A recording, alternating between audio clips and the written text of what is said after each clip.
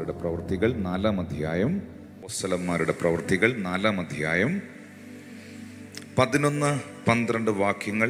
വീട് പണിയുന്നവരായ നിങ്ങൾ തള്ളിക്കളഞ്ഞിട്ട് കോടിന്റെ മൂലക്കല്ലായി തീർന്ന കല്ല് ഇവൻ തന്നെ. മറ്റൊരുത്തിലും രക്ഷയില്ല. നാം രക്ഷിക്കപ്പെടുവാൻ ആകാശത്തിന്റെ കീഴിൽ മനുഷ്യരുടെ ഇടയിൽ നൽകപ്പെട്ട വേറൊരു നാമവും ഇല്ല. സാധാരണ നിലയിൽ നമ്മൾ ഈ വാക്യം വായിക്കുമ്പോൾ പല സന്ദർഭങ്ങളിലും ഈ വചനം നമ്മളുടെ ജീവിതത്തിലേക്ക് നമ്മൾ കൊണ്ടുവരും. ഞാൻ തള്ളിക്കളയപ്പെട്ടൊരു കല്ലായിരുന്നു, ഞാൻ പലയിടത്തും റിജക്റ്റഡ് ആയിരുന്നു, പക്ഷെ ഇന്ന് എൻ്റെ കർത്താവ് എന്നെ ഒരു മൂലക്കല്ലാക്കി മാറ്റി. എത്ര പേര് അങ്ങനെ ചിന്തിച്ചിട്ടുണ്ട്? എന്നാൽ വീട് പണിയുന്നവർ തള്ളിക്കളഞ്ഞ കല്ല് മൂലക്കല്ലായി മാറിയത് യഥാർത്ഥത്തിൽ നമ്മുടെ വാഴ്ത്തപ്പെട്ട കർത്താവായ യേശു ക്രിസ്തുവാണ്. അതുകൊണ്ടാണ് വ്യക്തമായി അപ്പോസ്തലനായ പത്രോസ് 4:11 പറയുന്നത്, വീട് പണിയുന്നവരായ നിങ്ങൾ തള്ളിക്കളഞ്ഞിട്ട് കോണിന്റെ മൂലക്കല്ലായി തീർന്ന കല്ല് ഇവൻ തന്നെ, സംശയമൊന്നുമില്ല. എന്നിട്ട് പറയുകയാണ്, മറ്റൊരുത്തനിലും രക്ഷയില്ല. നാം രക്ഷിക്കപ്പെടുവാൻ ആകാശത്തിന് കീഴിൽ മനുഷ്യരുടെ ഇടയിൽ നൽകപ്പെട്ട വേറെ ഒരു നാമവും ഇല്ല. ഇതൊരു സംശയത്തിന്റെ നിഴലിൽ പറയുന്നതല്ല, ഇത് കൺഫേംഡ് ആണ്. ബൈബിൾ സംബന്ധമായി ഇത് ഉറപ്പുള്ള ഒരു കാര്യമാണ്. യേശു കർത്താവിൻ്റെ ജനന, ജീവിത, മരണ, പുനരുത്ഥാന, മടങ്ങിവരവ് അപ്പോസ്തല പ്രവൃത്തി 4:11 നിങ്ങൾ വായിക്കുന്നതെങ്കിലും ഇത് പ്രവാചകന്മാർ പ്രവചിച്ചിരുന്ന ഒരു പ്രവചനമാണ്. പ്രത്യേകിച്ച് 118-ാമത്തെ സങ്കീർത്തനം എടുക്കുമ്പോൾ അതിൻ്റെ 22, 23 വാക്യങ്ങളിലേക്ക് വരുമ്പോൾ സങ്കീർത്തനക്കാരൻ അവിടെ പറയുന്നു, വീട് പണിയുന്നവർ തള്ളിക്കളഞ്ഞ കല്ല് മൂലക്കല്ലായി തീർന്നിരിക്കുന്നു. ഇത് യഹോവയാൽ സംഭവിച്ചു, നമ്മുടെ ദൃഷ്ടിയിൽ ഇത് ആശ്ചര്യവും ആയിരിക്കുന്നു. എനിക്ക് ഈ അപ്പോസ്തല പ്രവൃത്തി 4:11 അറിയുന്നതിന് മുമ്പ് ഈ 118-ാം സങ്കീർത്തനത്തിന്റെ 22-ാം വാക്യം ഞാനും പ്രാർത്ഥിച്ചിട്ടുണ്ട്. കർത്താവേ, ഇത് മനുഷ്യന്റെ ദൃഷ്ടിയിൽ ആശ്ചര്യമായിരിക്കുന്നു, ഇത് യഹോവയാൽ സംഭവിച്ചതാണ്. യഥാർത്ഥത്തിൽ വേദപുസ്തക അടിസ്ഥാനത്തിൽ വീട് പണിയുന്നവർ തള്ളിക്കളഞ്ഞ കല്ല് മൂലക്കല്ലായി തീർന്നതും അത് യഹോവയാൽ സംഭവിച്ചു, അത് മനുഷ്യന്റെ ദൃഷ്ടിയിൽ ആശ്ചര്യമായി മാറിയതും നമ്മുടെ വാഴ്ത്തപ്പെട്ട കർത്താവായ യേശു ക്രിസ്തുവിനെ കുറിച്ചുള്ള വേദപുസ്തക പ്രവചനമാണ്. അപ്പോൾ നിങ്ങൾ എന്നോട് ചോദിക്കുന്നു, യേശുവിന്റെ ജനന, ജീവിത, മരണ, പുനരുത്ഥാന, മടങ്ങി വരവ് ഇത്രയും ഈ ഒരൊറ്റ പ്രവചനത്തിൽ, ഒറ്റ വാക്യത്തിൽ എങ്ങനെ സംഭവിക്കും? നിങ്ങൾക്കറിയാമോ, ഞാൻ എപ്പോഴും പറയുന്നൊരു കാര്യമാണ്, അവഗണിച്ചവരെ പരിഗണിക്കേണ്ടി വരും, തള്ളിക്കളഞ്ഞതിനെ അന്വേഷിച്ച് ചേർത്ത് പിടിക്കേണ്ടി വരും. നമ്മളൊക്കെ പലരും മറന്നു കളഞ്ഞതിനെ പിന്നത്തേതിൽ മാനിക്കേണ്ടി വരും. നമ്മൾ നിന്ദിച്ച ചിലരിതിനെ ദൈവം ചിലയിടത്ത് മാനിക്കുമ്പോൾ നമ്മൾ അവർക്ക് വിധേയപ്പെടേണ്ടി വരും. ഇതുപോലെ ജനനം കൊണ്ടും ജീവിതം കൊണ്ടും മരണം കൊണ്ടും ജീവിതത്തിൽ അവഗണനകൾ ഏറ്റുവാങ്ങിയ, തിരസ്കരിക്കപ്പെട്ട, തള്ളിക്കളയപ്പെട്ട ഒരു കല്ലായിരുന്നു ക്രിസ്തു. വീട് പണിയുന്നവരായ നിങ്ങൾ തള്ളിക്കളഞ്ഞ കല്ല് മൂലക്കല്ലായി മാറി. ആ കല്ല് ഇവൻ തന്നെ, യേശു തന്നെ എന്ന് തിരുവെടുത്ത് പറയുമ്പോൾ ആ കർത്താവ് എവിടെയെല്ലാം അവഗണിക്കപ്പെട്ടവനായിരുന്നു, അവഗണിച്ചവർക്കെല്ലാം പിന്നത്തേതിൽ അവനെ പരിഗണിക്കേണ്ടി വന്നു. ആ കല്ലിനെ ആരെല്ലാം തള്ളിക്കളഞ്ഞു? തള്ളിക്കളഞ്ഞ പലർക്കും ആ കല്ലിനെ അന്വേഷിച്ചു വന്ന് ചേർത്ത് പിടിക്കേണ്ടി വന്നു. ആരെല്ലാം ആ കല്ലിനെ അപമാനിച്ചു, അപമാനിച്ചവർക്കെല്ലാം ക്രിസ്തുവാകുന്ന കല്ലിനെ പിന്നത്തേതിൽ മാനിക്കേണ്ടി വന്നു. ഹല്ലേലൂയ. ഒന്ന് കൊരിന്ത്യർക്ക് എഴുതിയ ലേഖനത്തിൽ കൊരിന്ത്യ സഭയോട് 3-ാം അധ്യായത്തിന്റെ 11, 12, 13 വാക്യങ്ങളിൽ പൗലോസ് അപ്പോസ്തലൻ പറയുന്നത് പോലെ യേശു ക്രിസ്തു ഇട്ടിരിക്കുന്ന അടിസ്ഥാനമല്ലാതെ മറ്റൊന്നിടുവാൻ ആർക്കും കഴിയുകയില്ല. ആ കല്ല് അടിസ്ഥാനമുള്ള കല്ലായി മാറി. വായികൾ തുറന്ന് പറയാമോ? തള്ളിക്കളയപ്പെട്ട കല്ല്, ക്രിസ്തുവാകുന്ന കല്ല് അടിസ്ഥാനമായ കല്ലായി മാറി. ആ കല്ലിൻ മുകളിലാണ്, ആ അടിസ്ഥാനത്തിന്റെ മുകളിലാണ് നമ്മുടെ ക്രിസ്തീയ ജീവിതത്തെ നമ്മൾ ബിൽഡപ്പ് ചെയ്യേണ്ടത്. നമ്മൾ ഒരു പക്ഷേ ഇന്നിവിടെ ആരാധനയിൽ പങ്കെടുക്കുമ്പോൾ, ഈ ശുശ്രൂഷയിൽ പങ്കെടുക്കുമ്പോൾ വ്യത്യസ്തമായ ആവശ്യങ്ങൾ, വ്യത്യസ്തമായ പ്രാർത്ഥനാ വിഷയങ്ങൾ, വ്യത്യസ്തമായ അനുഭവങ്ങളൊക്കെ നിങ്ങൾക്കുണ്ടായെന്ന് വരാം. പക്ഷേ നിങ്ങളുടെ ക്രിസ്തീയ ജീവിതം, നിങ്ങളുടെ വിശ്വാസ ജീവിതം നിലനിൽക്കുന്ന ജീവിതമായി, നിലവാരമുള്ള ജീവിതമായി മാറണമെങ്കിൽ മത്തായി സുവിശേഷം 7-ാം അധ്യായത്തിന്റെ 24 മുതലുള്ള വാക്യങ്ങളിൽ യേശു കർത്താവ് പറഞ്ഞതുപോലെ, എൻ്റെ വചനങ്ങളെ കേട്ട് ചെയ്യുന്നവനൊക്കെയും പാറമേൽ വീട് പണിത ബുദ്ധിയുള്ള മനുഷ്യനോട് തുല്യനാകുന്നു. 25-26 വാക്യങ്ങളിൽ പറയുന്നു, വൻമഴ ചൊരിഞ്ഞു, നദികൾ പൊങ്ങി, കാറ്റടിച്ചു, ആ വീടിന്റെ മേൽ അലച്ചു, അത് പാറമേൽ അടിസ്ഥാനമുള്ളതാകയാൽ വീണില്ല. 25-ാമത്തെ വാക്യത്തിൽ ഞാൻ നിൽക്കുകയാണ്, അത് പാറമേൽ അടിസ്ഥാനമുള്ളതാകയാൽ വീണില്ല. പ്രിയപ്പെട്ടവരെ, വീണില്ലെന്നല്ല, വീഴത്തില്ല. ഒന്ന് എത്ര പേർക്ക് ദൈവത്തെ സ്തുതിക്കാനായി കഴിയും? യേശു ക്രിസ്തുവാകുന്ന പാറമേൽ നിൽക്കുന്ന ഒരാളാണ് നിങ്ങളെങ്കിൽ, ഞാൻ നിങ്ങളോട് തിരുവെഴുത്തുകളുടെ അടിസ്ഥാനത്തിൽ പറയുന്നു, യേശു ക്രിസ്തുവാകുന്ന പാറമേൽ നിൽക്കുന്നതിനെ ഈ ലോകത്തിലെ ഒരു ശക്തികൾക്കും വീഴ്ത്താൻ കഴിയുകയില്ല. യേശു ക്രിസ്തുവാകുന്ന പാറമേൽ നിൽക്കുന്നതിന് വൻമഴ ഉണ്ടാകും, ചിലപ്പോൾ നദികൾ പൊങ്ങും, കാറ്റടിക്കും, വീഴുമെന്നാണ് നിന്റെ ചിന്ത. പക്ഷെ വീഴുകയില്ല എന്നാണ് വചനം പറയുന്നത്. എന്നെ കേൾക്കുന്ന പ്രിയപ്പെട്ടവരെ, എന്നാൽ മണലിന്റെ മേൽ പണിതാൽ, ബുദ്ധിയിൽ പണിതാൽ, ചിന്തയിൽ പണിതാൽ, ജഡത്തിൽ പണിതുയർത്തിയാൽ, നമ്മുടെ ഇഷ്ടങ്ങളിൽ പണിതുയർത്തിയാൽ, നമ്മുടെ സ്വന്തം വിചാരങ്ങളിലും ബുദ്ധികളിലും പണിതുയർത്തിയാൽ ഒരുപക്ഷെ അതിന്റെ വീഴ്ച വലുതായിരിക്കും. യഥാർത്ഥമായി യേശുവിനെ രക്ഷിതാവും കർത്താവുമായി സ്വീകരിച്ച് പിതാവിന്റെയും പുത്രന്റെയും പരിശുദ്ധാത്മാവിന്റെ നാമത്തിൽ ദൈവത്തിന്റെ കൽപ്പനയെ അനുസരിച്ച്, ദൈവത്തിന്റെ മാറ്റമില്ലാത്ത വചനത്തിൽ വിശ്വസിച്ച്, ദൈവിക വിശുദ്ധിയിൽ ജീവിതത്തെ സമർപ്പിച്ച്, കർത്താവുമായിട്ടുള്ള ബന്ധത്തിൽ ആഴമേറിയ ബന്ധം പുലർത്തുന്ന ഒരു വ്യക്തിയെ ഈ ലോകത്തിന്റെ ഏതെല്ലാം കാറ്റുകൾ അടിച്ചാലും, ഏതെല്ലാം തിരമാലകൾ പൊങ്ങിയാലും, വൻമഴ ചൊരിഞ്ഞാലും അത് വീഴത്തില്ല. നമുക്ക് വേണ്ടത് പാറമേൽ അടിസ്ഥാനമിട്ടതാണ്. പാറമേൽ അടിസ്ഥാനം എന്ന് പറയുമ്പോൾ വേദപുസ്തകം പറയുന്നു, ആ പാറ എന്റെ മൂലക്കല്ലാകുന്ന ക്രിസ്തുവാണ്. ആ പാറ ക്രിസ്തുവാകുന്ന പാറയാണ്. അതിനകത്ത് നിൽക്കുന്ന വിശ്വാസിയെ, ആ പാറമേൽ കാലുകളെ ഉറപ്പിച്ച ദൈവപൈതലെ, ഹല്ലേലൂയ, ബൈബിൾ പറയുന്നു, അവൻ എന്നെ കുഴഞ്ഞ ചേറ്റിൽ നിന്നും കയറ്റി എന്നെ പാറമേൽ നിർത്തി, എന്റെ നാവിൽ അവൻ എനിക്കൊരു പുതിയ പാട്ട് തന്നു എന്ന് വായിക്കുന്നത് പോലെ ക്രിസ്തുവിൽ നിലനിൽക്കുന്ന ദൈവമക്കൾ ശബ്ദമുയർത്തി ദൈവത്തിന് സ്തോത്രം ചെയ്യാം. Jesus Christ is the foundation. Jesus Christ is the cornerstone. യേശു ക്രിസ്തുവാണ് അടിസ്ഥാന കല്ല്. യേശു ക്രിസ്തുവാണ് മൂലക്കല്ല്. ഹല്ലേലൂയ. വേദപുസ്തകം പറയുന്നുണ്ട്, ക്രിസ്തു എന്ന അടിസ്ഥാന കല്ലിന്മേൽ, ക്രിസ്തു എന്ന മൂലക്കല്ലിന്മേൽ അപ്പോസ്തലന്മാർ, പ്രവാചകന്മാർ എന്ന കല്ലുകളെ ചേർത്ത് വെച്ച് ദൈവം തന്റെ സഭയെ പണിതുയർത്തുന്നു. എന്റെ മെസ്സേജിൽ ഏറ്റവും പ്രധാനപ്പെട്ട ഒരു കാര്യം, യേശു ക്രിസ്തു എവിടെയെല്ലാം തള്ളിക്കളയപ്പെട്ട കല്ലായിരുന്നു.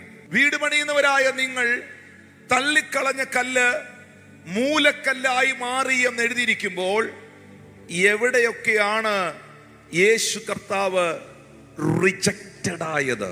ജീവിതത്തിൽ എവിടെങ്കിലുമൊക്കെ റിജക്ഷൻ അനുഭവിച്ചവരുന്ന കൈ ഉയർത്താവ്. റിജക്ഷൻ എന്ന് പറഞ്ഞാൽ തിരസ്കരണങ്ങൾ, തള്ളപ്പെടലുകൾ, ഒറ്റപ്പെടലുകൾ അനുഭവിച്ചവരുന്ന കരങ്ങൾ ഉയർത്താവും. ഇതെല്ലാം നിങ്ങൾ എക്സ്പീരിയൻസ് ചെയ്തത്, ഇതെല്ലാം നിങ്ങൾ അനുഭവിച്ചത്, നിങ്ങൾ ജനിച്ച് വളർന്ന അറിവും പക്വതയും പ്രായവും ഒക്കെ ആയിട്ടല്ലേ അനുഭവിച്ചത്? ആണോ? അറിവും പക്വതയും പ്രായവും ഒക്കെ ആയതിനു ശേഷമാണ് തള്ളപ്പെടലും ഒറ്റപ്പെടലും റിജക്ഷനും ഒക്കെ ഞാൻ അനുഭവിച്ചതെന്ന് പറയുന്നവരുന്ന് കൈകൾ ഉയർത്തി. പക്ഷെ യേശുവിനോടുള്ള ബന്ധത്തിൽ, യേശു കർത്താവിനോടുള്ള ബന്ധത്തിൽ ജനിച്ചതിന് ശേഷം, വളർന്നതിന് ശേഷം, അറിവും പക്വതയായതിനു ശേഷം മാത്രമല്ല ക്രിസ്തു തിരസ്കരിക്കപ്പെടുവാൻ തുടങ്ങിയത്.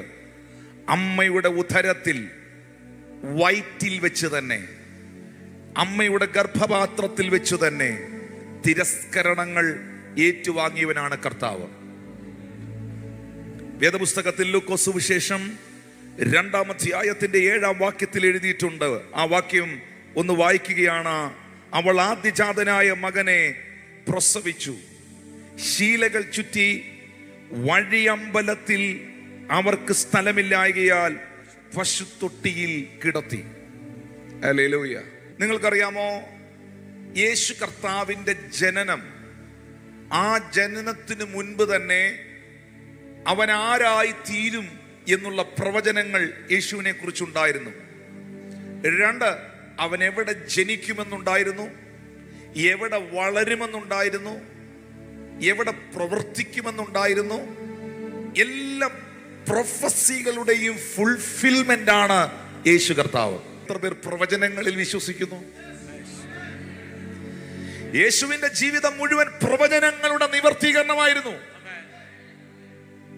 സെബുലൻ ദേശവും നഫ്താലി ദേശവും യോർദാൻ അക്കരെയുള്ള നാടും ജാതികളുടെ പട്ടണമായ ഗലീലയും വലിയൊരു വെളിച്ചം കണ്ടു എന്ന് പ്രവാചകനായ യെശയ്യാവ് പ്രവചിച്ച പ്രവചനത്താൽ യേശു കർത്താവിന്റെ പ്രവർത്തനങ്ങൾ മുഴുവൻ ആ പറയപ്പെട്ട പട്ടണങ്ങളെ ബേസ് ചെയ്തായിരുന്നു. യേശു ആദ്യത്തെ അത്ഭുതം ചെയ്തത് തന്നെ ഗലീലയിലെ കാനാവിലായിരുന്നു, ഒരു കല്യാണ വീട്ടിൽ. അങ്ങനെയാണ് പ്രവചനം യേശുവിനെ കുറിച്ച് എഴുതിയിട്ടുള്ളത്. സെബുലൻ ദേശവും നഫ്താലി ദേശവും യോർദാൻ അക്കരെയുള്ള നാടും ജാതികളുടെ പട്ടണമായ ഗലീലയും. ഇങ്ങനെ ഇരുട്ടിലിരുന്ന ജനം, ഇരുട്ടിലിരുന്ന ദേശം വലിയ വെളിച്ചം കണ്ടു. ഇങ്ങനെ ഇരുട്ടിലിരുന്ന ദേശം, ഇരുട്ടിലിരുന്ന ജനം വലിയ വെളിച്ചം കണ്ടു എന്ന് എഴുതിയിട്ടില്ലേ? നിങ്ങൾക്കറിയാമോ, ഗലീല എന്ന് പറയുന്ന പട്ടണത്തെ കുറിച്ചുള്ള ബൈബിൾ പ്രവചനം ഇരുട്ടുപിടിച്ച സ്ഥലം എന്നായിരുന്നു.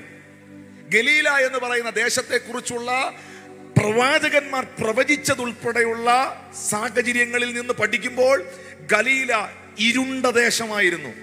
നിങ്ങൾക്കറിയാമോ, ദൈവപ്രവൃത്തികൾക്ക് സാധ്യതയില്ലെന്ന് പ്രാർത്ഥിച്ചവര് പോലും പറഞ്ഞ, ജാതികൾ പറഞ്ഞ, സകല മനുഷ്യരും പറഞ്ഞ ഇരുട്ടുപിടിച്ച സ്ഥലമാണെന്ന് പറഞ്ഞ് വിട്ടുകളഞ്ഞ ആ സ്ഥലത്ത് തന്നെയാണ് യേശു ആദ്യത്തെ അത്ഭുതം ചെയ്തത്.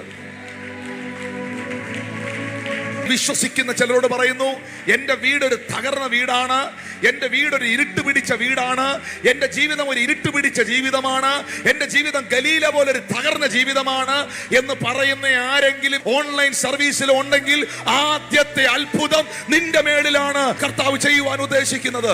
വിശ്വസിക്കുന്നവർ കരങ്ങളെ അടിച്ച് അതൊന്ന് സ്വീകരിക്കാൻ തയ്യാറായ ആദ്യത്തെ miracle, the first wonder, first miracle is happening in your house. ഞാൻ ചോദിക്കട്ടെ പ്രിയമുള്ളവരെ, ഞാൻ ചോദിക്കട്ടെ എൻ്റെ സഹോദരങ്ങളെ, ജാതികളുടെ പട്ടണമായ ഗലീല എന്ന് വിശേഷിപ്പിച്ച, ഇരുളടഞ്ഞ ദേശമെന്ന് വിശേഷിപ്പിച്ച ആ സ്ഥലത്തിലല്ലേ, ആ പട്ടണത്തിലല്ലേ യേശു കർത്താവ് ഫസ്റ്റ് മിറക്കിൾ ചെയ്തത്? കാനാവ് എന്ന് പറയുന്ന സ്ഥലം എവിടെയായിരുന്നു? ഗലീലയിൽ. ആ കാനാവിലെ കല്യാണത്തിലല്ലേ പച്ചവെള്ളം വീഞ്ഞാക്കി കർത്താവ് മാറ്റിയത്? അങ്ങനെയാണെങ്കിൽ ദൈവപ്രവൃത്തിക്ക് സാധ്യതകളില്ല എന്നും മനുഷ്യനും ഒരുപക്ഷെ പ്രാർത്ഥിച്ചവര് പോലും പറഞ്ഞ് തള്ളിക്കളഞ്ഞിരിക്കുന്ന ആ മേഖലയിലേക്ക് കർത്താവ് കയറി വരാൻ പോവുകയാണ്. വിശ്വസിക്കുന്നവർക്കായി ഞാൻ ദൈവത്തിന് സ്തോത്രം ചെയ്യുന്നു. അവിടേക്ക് കർത്താവ് കയറി വരാൻ പോവുകയാണ്. പിന്നെ അവിടുന്ന് പോകത്തില്ല. പിന്നെ ആ പട്ടണങ്ങളെ ചുറ്റിപ്പറ്റിയായിരിക്കും അവന്റെ സകല പ്രവൃത്തികളും. പിന്നെ ആ ഭവനത്തെ വിട്ട് പോകത്തില്ല. പിന്നെ അതിനെ ചുറ്റിപ്പറ്റിയായിരിക്കും അവന്റെ സകല അത്ഭുതങ്ങളും. പ്രതീക്ഷകൾ കൈവിട്ട്, പ്രതീക്ഷകൾ നഷ്ടപ്പെട്ട് ആരെങ്കിലും ഈ ആരാധനയിൽ പങ്കെടുക്കുന്നെങ്കിൽ നിനക്കൊരു പ്രതീക്ഷ കർത്താവ് തരികയാണ്. ജാതികളുടെ പട്ടണമായ ഗലീല വലിയൊരു വെളിച്ചം കണ്ടു. ജാതികളുടെ പട്ടണമായ ഗലീല വലിയൊരു വെളിച്ചം കണ്ടു. തലമുറകളെ കുറിച്ച് ഭാരപ്പെടുന്ന മാതാവേ, മക്കളുടെ ജീവിതത്തെ ഓർത്ത്, കുഞ്ഞുങ്ങളുടെ ഭാവിയോർത്ത്, അവരുടെ ജീവിതത്തെ ഓർത്ത് ഭാരപ്പെടുന്ന പ്രിയ പിതാവേ, ദൈവത്തിന്റെ ആത്മാവ് ഇങ്ങനെ നിന്നോട് പറയുന്നു, എൻ്റെ കുഞ്ഞിന്റെ ജീവിതം ഇരുണ്ടടഞ്ഞു പോയി, എൻ്റെ കുഞ്ഞ് ഇരുട്ടിലാണ്, എൻ്റെ മക്കൾ ബന്ധനത്തിലാണ് എന്ന് നിങ്ങൾ ചിന്തിക്കുന്നെങ്കിൽ, പറയുന്നെങ്കിൽ, ആ മകനെ, ആ മകളെ വലിയൊരു വെളിച്ചമാക്കി മാറ്റാൻ, അത്ഭുതമാക്കി മാറ്റാൻ യേശുവിന് കഴിയും. ഞാൻ എൻ്റെ മെസ്സേജിലേക്ക് വരികയാണ്.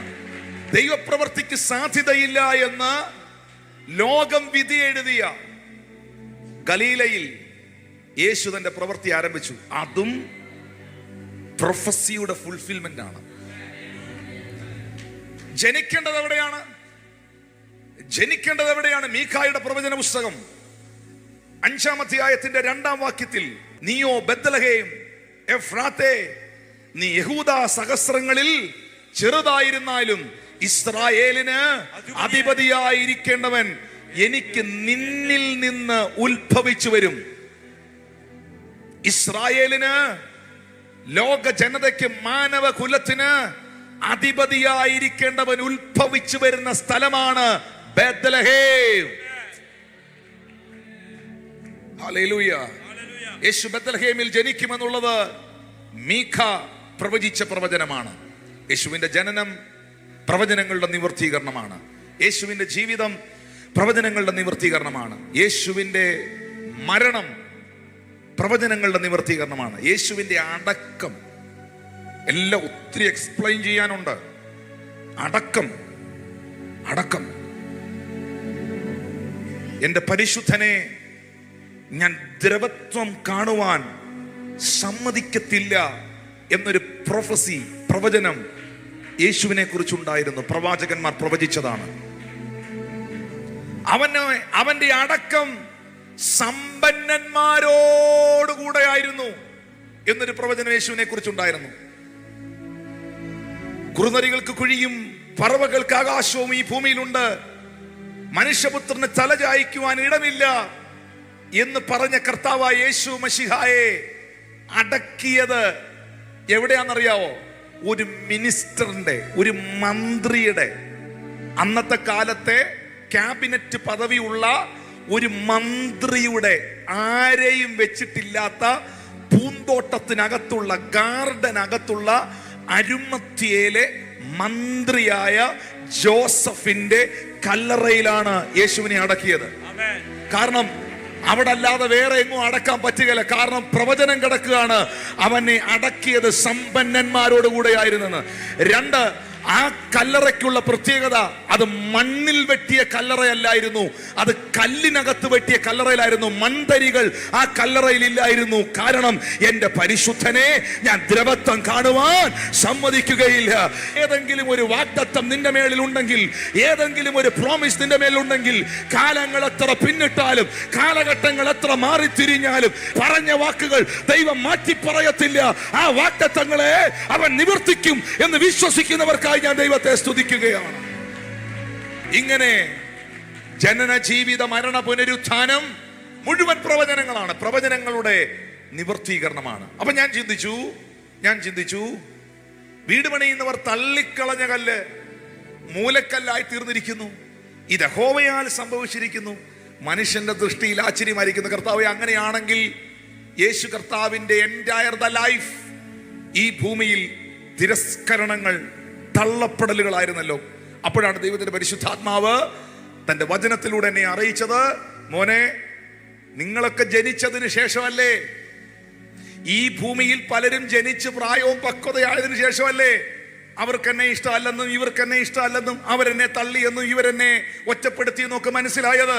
പക്ഷെ എന്റെ പുത്രനില്ലേ, എന്റെ മകൻ, എന്റെ ഏകജാതനായ മകൻ, മറിയത്തിന്റെ ഉദരത്തിന്റെ പരിമിതികളിൽ തുടങ്ങിയതാണ് അവനോടുള്ള തിരസ്കരണങ്ങൾ. വേദപുസ്തകത്തിൽ ലൂക്കോസ് 2:7 പറയുന്നു, വഴിയമ്പലത്തിൽ അവർക്ക് സ്ഥലമില്ലായകയാൽ, വഴിയമ്പലത്തിൽ അവർക്ക് സ്ഥലമില്ലായകയാൽ. ബാക്കി എല്ലാവർക്കും വഴിയമ്പലത്തിൽ ഇടമുണ്ട്. എന്താണ് ഈ വഴിയമ്പലത്തിന്റെ ചരിത്രം? ഈ ജോസഫിന്റെ നാടാണ് ബേത്ലഹേം. ആരുടെ നാടാ? ജോസഫിന്റെ നാടാണ്. പക്ഷേ ജോസഫിന്റെ ഇപ്പോഴത്തെ ഭവനവും അന്നത്തെ ഭവനവും ഇപ്പോഴും ഉണ്ട്. ആ വീട് ആർക്കിയോളജിക്കൽ സൈറ്റാണ്, അവരവിടെ കീപ്പ് ചെയ്തിട്ടുണ്ട്. ജോസഫിന്റെ അന്നത്തെ ആ ഭവനവും ജോസഫിന്റെ കാർപ്പന്റർ ഷോപ്പ്, തടിപ്പണിക്കാരനായിരുന്നു. ആ പണിശാലകളെല്ലാം നസ്രയത്തിലായിരുന്നു. ഈ നസ്രയത്തിൽ നിന്ന് 80 മൈൽ ദൂരമുണ്ട് ബെത്ലഹേമിലേക്ക്. അപ്പോൾ ഈ യാത്രയിൽ, ഈ 80 മൈലുള്ള ഈ യാത്രയിൽ, 80 മൈൽ എന്ന് പറഞ്ഞാൽ 128 കിലോമീറ്റർ ഉണ്ട്. 128 കിലോമീറ്റർ നസ്രയത്തിൽ നിന്ന് ബെത്ലഹേമിലേക്ക്. ആ യാത്രാമധ്യയിൽ യേശു കർത്താവിന് ജനിക്കുവാനുള്ള സമയമായപ്പോൾ മറിയത്തിന് കുഞ്ഞിനെ പ്രസവിക്കുവാനുള്ള പെയിൻ തുടങ്ങിയപ്പോൾ, ഈ അന്നത്തെ കാലത്ത് ഇന്നത്തെ പോലെ നമ്മളിപ്പോൾ ട്രാവൽ ചെയ്യുമ്പം പല ആളുകളും ലോങ് ജേർണി പോവുകയാണെങ്കിൽ അവർ ഹോട്ടലുകൾ എടുത്ത് താമസിക്കും, എന്നിട്ട് അടുത്ത ദിവസം യാത്ര ചെയ്യും. അന്ന് കഴുതപ്പുറത്തും കുതിരപ്പുറത്തുമൊക്കെ യാത്ര ചെയ്യുന്നവർക്ക് ഇടത്താവളങ്ങൾ ഉണ്ടായിരുന്നു. ഇടത്താവളങ്ങൾ. യേശു കർത്താവിനെ പ്രസവിക്കുവാൻ വേണ്ടി മേരിയും ജോസഫും കൂടെ ഈ വഴിയമ്പലത്തിന്റെ വാതിലിൽ മുട്ടി. ആ ഇടത്താവളത്തിന്റെ വാതിലിൽ മുട്ടിയപ്പോ അതിന്റെ നടത്തിപ്പുകാരൻ പറഞ്ഞു, ഇതിനകത്ത് ഫുള്ളാണ്, ഇതിനകത്ത് സ്ഥലമില്ല എന്ന് പറഞ്ഞു. അടുത്ത സ്ഥലം പിടിക്കാൻ സമയമില്ല. പെട്ടെന്ന് അവർ നോക്കുമ്പോൾ ഈ ഹോട്ടലിൽ, ഈ വഴിയമ്പലത്തിൽ പാർത്തിരിക്കുന്ന പലരുടെയും, ജോസഫിന്റെ ഉൾപ്പെടെ, കഴുതയും കുതിരകളെ കെട്ടിയിരിക്കുന്ന ഒരു പശുശാല പോലെ ഒരു ക്രമീകരണം അവിടെ ആ വഴിയമ്പലത്തിനുണ്ട്. അവിടെ യേശുവിനെ കിടത്തി എന്ന് വേദപുസ്തകം പറയുന്നു. എന്റെ മെസ്സേജ് ഇതാണ്: വഴിയമ്പലത്തിനകത്ത് എല്ലാവർക്കും സ്ഥലം ഉണ്ടായിരുന്നു. മറിയത്തെയോ ജോസഫിനെയോ അവർക്ക് അഡ്ജസ്റ്റ് ചെയ്യാമായിരുന്നു. പക്ഷേ വേറൊരു പ്രശ്നം ഉണ്ടായിരുന്നു അന്നത്തെ സമയത്ത്. ആ പ്രശ്നം നാട്ടുകാരടിച്ചിറക്കിയ ഒരു കഥയാണ്. ആ കഥ മറിയത്തിന് അനുകൂലമല്ലായിരുന്നു. വിവാഹിതയാകുന്നതിന് മുൻപ്, അവിവാഹിതയായിരുന്നപ്പോൾ, കൂടി വരും മുൻപേ അവൾ ഗർഭവതിയായി. ഒരു സ്ത്രീ ഗർഭവതിയായാൽ 8 മാസം 9 മാസം 7 മാസം ഒക്കെ കഴിയുമ്പോൾ പറയണ്ട, കാണുന്ന ആളുകൾക്ക് അറിയാൻ പറ്റും. ലോക സഹജമാണ്. ഹല്ലേലൂയ. അപ്പോൾ നാട്ടുകാരുടെ ഇടയുടെ എല്ലാം ഒരു കുശുകുശുപ്പ്. എന്തിനേറെ പറയുന്നു, സ്വപ്നത്തിൽ മറിയത്തിന്റെ ഭർത്താവായ യേശുവിന്റെ വളർത്തച്ഛനായ ജോസഫിനോട് സ്വപ്നത്തിൽ വന്ന് ദൂതൻ, മറിയം ഗർഭം ധരിച്ചത് പരിശുദ്ധാത്മാവിൽ ആണ് എന്ന് പറഞ്ഞത് കൊണ്ടാ പുള്ളി ഡിവോഴ്സ് ചെയ്യാൻ. അങ്ങനെയുണ്ട് ബൈബിളി വാക്യം, മത്തായി സുവിശേഷത്തിൽ എഴുതിയിട്ടുണ്ട്. അപ്പൊ മൊത്തത്തിൽ ആളുകളുടെ ഇടയിൽ ഒരു കൺഫ്യൂഷനും ഒരു തെറ്റിദ്ധാരണ ഉണ്ടായിരുന്നു. മറിയത്തിന്റെ ഉദരത്തിൽ കിടക്കുന്ന ക്രിസ്തുവിന് ഈ ഭൂമിയിൽ ജനിക്കാൻ വഴിയമ്പലത്തിൽ ഇടം കൊടുക്കാതെ, വഴിയമ്പലക്കാർ സ്ഥലമില്ല പൊയ്ക്കോ എന്ന് പറഞ്ഞ് വിടുന്ന ആ രംഗമുണ്ടല്ലോ, മനസ്സിലാക്കണം, ഒരു സമൂഹം അവനെ തള്ളുകയാണ്. ഒരു സമൂഹം അവനെ റിജക്റ്റ് ചെയ്യുകയാണ്. പുറത്തു വന്നിട്ടില്ല, ആള് ജനിച്ചിട്ടില്ല, വയറ്റിൽ വെച്ച് തന്നെ അവന് ഇടം കൊടുക്കാതെ ഒരു സമൂഹം അവനെ റിജക്റ്റ് ചെയ്യുകയാണ്. ഹല്ലേലൂയ. മത്തായിയുടെ സുവിശേഷം 2-ാം അധ്യായം 13-14 വാക്യത്തിലേക്ക് വരുമ്പോൾ, അവർ പോയ ശേഷം കർത്താവിന്റെ ദൂതൻ യോസഫിന് സ്വപ്നത്തിൽ പ്രത്യക്ഷനായി. പെട്ടെന്ന് ജോസഫിന് വീണ്ടും എൻകൗണ്ടർ ഉണ്ടാകുകയാണ്. നീ എഴുന്നേറ്റ് ശിശുവിനെയും അമ്മയും കൂട്ടിക്കൊണ്ട് മിസ്രൈമിലേക്ക് ഓടിപ്പോയി ഞാൻ നിന്നോട് പറയുന്നത് വരെ അവിടെ പാർക്കുക. ഹെരോദാവ് ഈ കുഞ്ഞിനെ നശിപ്പിക്കുവാൻ അന്വേഷണം നടത്തുന്നുണ്ട്. യേശു കർത്താവ് ജനിച്ച് ദിവസങ്ങൾ, മണിക്കൂറുകൾ കഴിയുന്നതിന് മുൻപേ ദൈവദൂതൻ സ്വപ്നത്തിൽ പ്രത്യക്ഷപ്പെട്ട് ജോസഫിനോട് പറയുകയാണ്, പെട്ടെന്ന് കുഞ്ഞുമായിട്ട് സ്ഥലം വിടണം, ഈ സ്ഥലത്തുനിന്ന് പോണം, ഈജിപ്തിലേക്ക് പോണം. ഇന്നത്തെ പോലല്ല, അന്ന് ട്രെയിൻ ബുക്ക് ചെയ്യാനോ ഫ്ലൈറ്റ് ബുക്ക് ചെയ്യാനോ ഒന്നും പറ്റുകയില്ല. എന്നെ ശ്രദ്ധിക്കുന്നുണ്ടോ? പെട്ടെന്ന് പോകാൻ പറ്റുകയില്ല. ഇത്രയും മണിക്കൂറുകൾ, ഇത്രയും ദൂരം. ഇസ്രായേലിൽ നിന്ന്, ഇസ്രായേൽ ഒരു രാജ്യമാണ്, ഈജിപ്റ്റ് എന്ന് പറഞ്ഞാൽ മിസ്രൈം അത് വേറൊരു രാജ്യമാണ്. ഒരു രാജ്യത്ത് നിന്ന് അടുത്ത രാജ്യത്തിലേക്ക് അന്നത്തെ കാലത്ത് പോകണമെങ്കിൽ വാഹന മൃഗങ്ങൾ മാത്രമേ ഉള്ളൂ, കഴുതയോ അങ്ങനെ എന്തെങ്കിലും ക്രമീകരണങ്ങളേ ഉള്ളൂ. മറിയത്തെയും കുഞ്ഞിനെയും കഴുതപ്പുറത്ത് ഇരുത്തിക്കൊണ്ട് യോസഫ് നടക്കുകയാണ്. ആ നടത്തം തിരസ്കരണത്തിന്റെ ഒരു നടത്തമല്ലേ? ജനിച്ചെടുത്ത് വളരാൻ പറ്റാതെ ജന്മദേശം റിജക്ട് ചെയ്യുന്ന കണ്ടോ? പ്രസവിക്കാൻ ഇടം കൊടുക്കാതെ സമൂഹം റിജക്ട് ചെയ്ത കണ്ടോ? ശ്രദ്ധിക്കുന്നു നിങ്ങൾ? ഹല്ലേലൂയ. പിന്നെ നമ്മൾ കർത്താവിനെ കാണുന്നത് സ്നാപക യോഹന്നാനോടുള്ള ബന്ധത്തിലാണ്. ലൂക്കോസ് സുവിശേഷം 7-ാം അധ്യായത്തിന്റെ 19 മുതൽ 23 വരെയുള്ള വാക്യങ്ങൾ ഒന്ന് വായിക്കാവോ? എന്നാറേ യോഹന്നാൻ തന്റെ ശിഷ്യന്മാരിൽ 2 പേരെ വിളിച്ചു കർത്താവിന്റെ അടുക്കൽ അയച്ചു. വരുവാനുള്ളവൻ നീയോ? അല്ല, ഞങ്ങൾ മറ്റൊരുത്തിനെ കാത്തിരിക്കണമോ എന്ന് പറയിച്ചു. വരാനുള്ളവൻ, യോഹന്നാൻ എന്താ ചോദിച്ചേ? വരാനുള്ളവൻ നീയോ, അതോ മറ്റാർക്കെങ്കിലും വേണ്ടി ഞങ്ങൾ കാത്തിരിക്കണമോ? യേശു ക്രിസ്തു ആര് എന്നുള്ളത് ഈ ലോകത്തിലെ എല്ലാവർക്കും കൺഫ്യൂഷനായിരുന്നു. അവൻ തച്ചന്റെ മകനല്ലയോ? അവൻ ജോസഫിന്റെ മകനല്ലയോ? അവൻ നസ്രയത്തുകാരനല്ലയോ? ഇവൻ എങ്ങനെയാ ജനിച്ചത്? ഇവൻ എവിടുത്തുകാരനാണ്? ഇങ്ങനെയൊക്കെയുള്ള ചിന്തകൾ എല്ലാവരുടെയും അകത്തിരിക്കുമ്പോൾ ന്യായപ്രമാണത്തിന്റെ ഏറ്റവും ഒടുവിലത്തെ കണ്ണിയായ സ്നാപക യോഹന്നാൻ യോർദാനിൽ സ്നാനപ്പെടുത്തിക്കൊണ്ടിരിക്കുമ്പോൾ ഈ പൊതുസമൂഹത്തോട്, അന്നത്തെ കാലഘട്ടത്തോട് വിളിച്ചു പറഞ്ഞു, ഇതാ വരുന്നു ലോകത്തിന്റെ പാപത്തെ ചുമക്കുന്ന ദൈവത്തിന്റെ കുഞ്ഞാട്. അവന്റെ ചെരുപ്പിന്റെ വാറഴിപ്പാൻ ഞാൻ യോഗ്യനല്ല.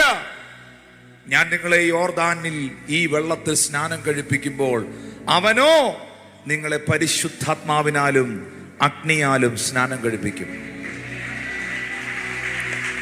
വീശുമുറം അവന്റെ കയ്യിലുണ്ട്. അവൻ കളത്തെ മുറ്റും വെടിപ്പാക്കി ഗോതമ്പ് സെപ്പറേറ്റ് ചെയ്ത് പതിരിനെ തീക്കകത്തേക്ക് അവൻ തള്ളിക്കളയും. ഞാൻ ചോദിക്കട്ടെ, ഇതാ വരുന്നു ലോകത്തിന്റെ പാപത്തെ ചുമക്കുന്ന ദൈവത്തിന്റെ കുഞ്ഞാടെന്ന് പൊതുസമൂഹത്തോട് ആദ്യം വിളിച്ചു പറഞ്ഞ ആരാ? സ്നാപക യോഹന്നാൻ. ഇതേ യോഹന്നാനെ ഹെരോദാവ് കാരാഗ്രഹത്തിലാക്കി, തടവറയിലാക്കി, പ്രതികൂലത്തിലൂടെ പോയി, ഈ പുള്ളി പ്രശ്നത്തിലൂടെ പോയി, പ്രതിസന്ധിയിലൂടെ പോയി, മരണത്തെ മുന്നിൽ കണ്ടു. ഉടനെ ഈ മനുഷ്യൻ തന്റെ ശിഷ്യന്മാരെ വിളിച്ചിട്ട് ആളയപ്പിച്ചിട്ട് ചോദിക്കുകയാണ്, പുള്ളിയോടൊന്ന് പോയി ചോദിക്ക്, ആ യേശു എന്ന് പറഞ്ഞില്ലേ, ഞാൻ സ്നാനപ്പെടുത്തിയ കുറച്ച് നാളുകൾക്ക് മുമ്പ് ഞാൻ സ്നാനപ്പെടുത്തിയ പുള്ളിയില്ലേ, പുള്ളിയോടൊന്ന് പോയി ചോദിച്ചേച്ചു വാ, വരാനുള്ളവൻ പുള്ളി തന്നെ ആയിരുന്നു എന്ന്.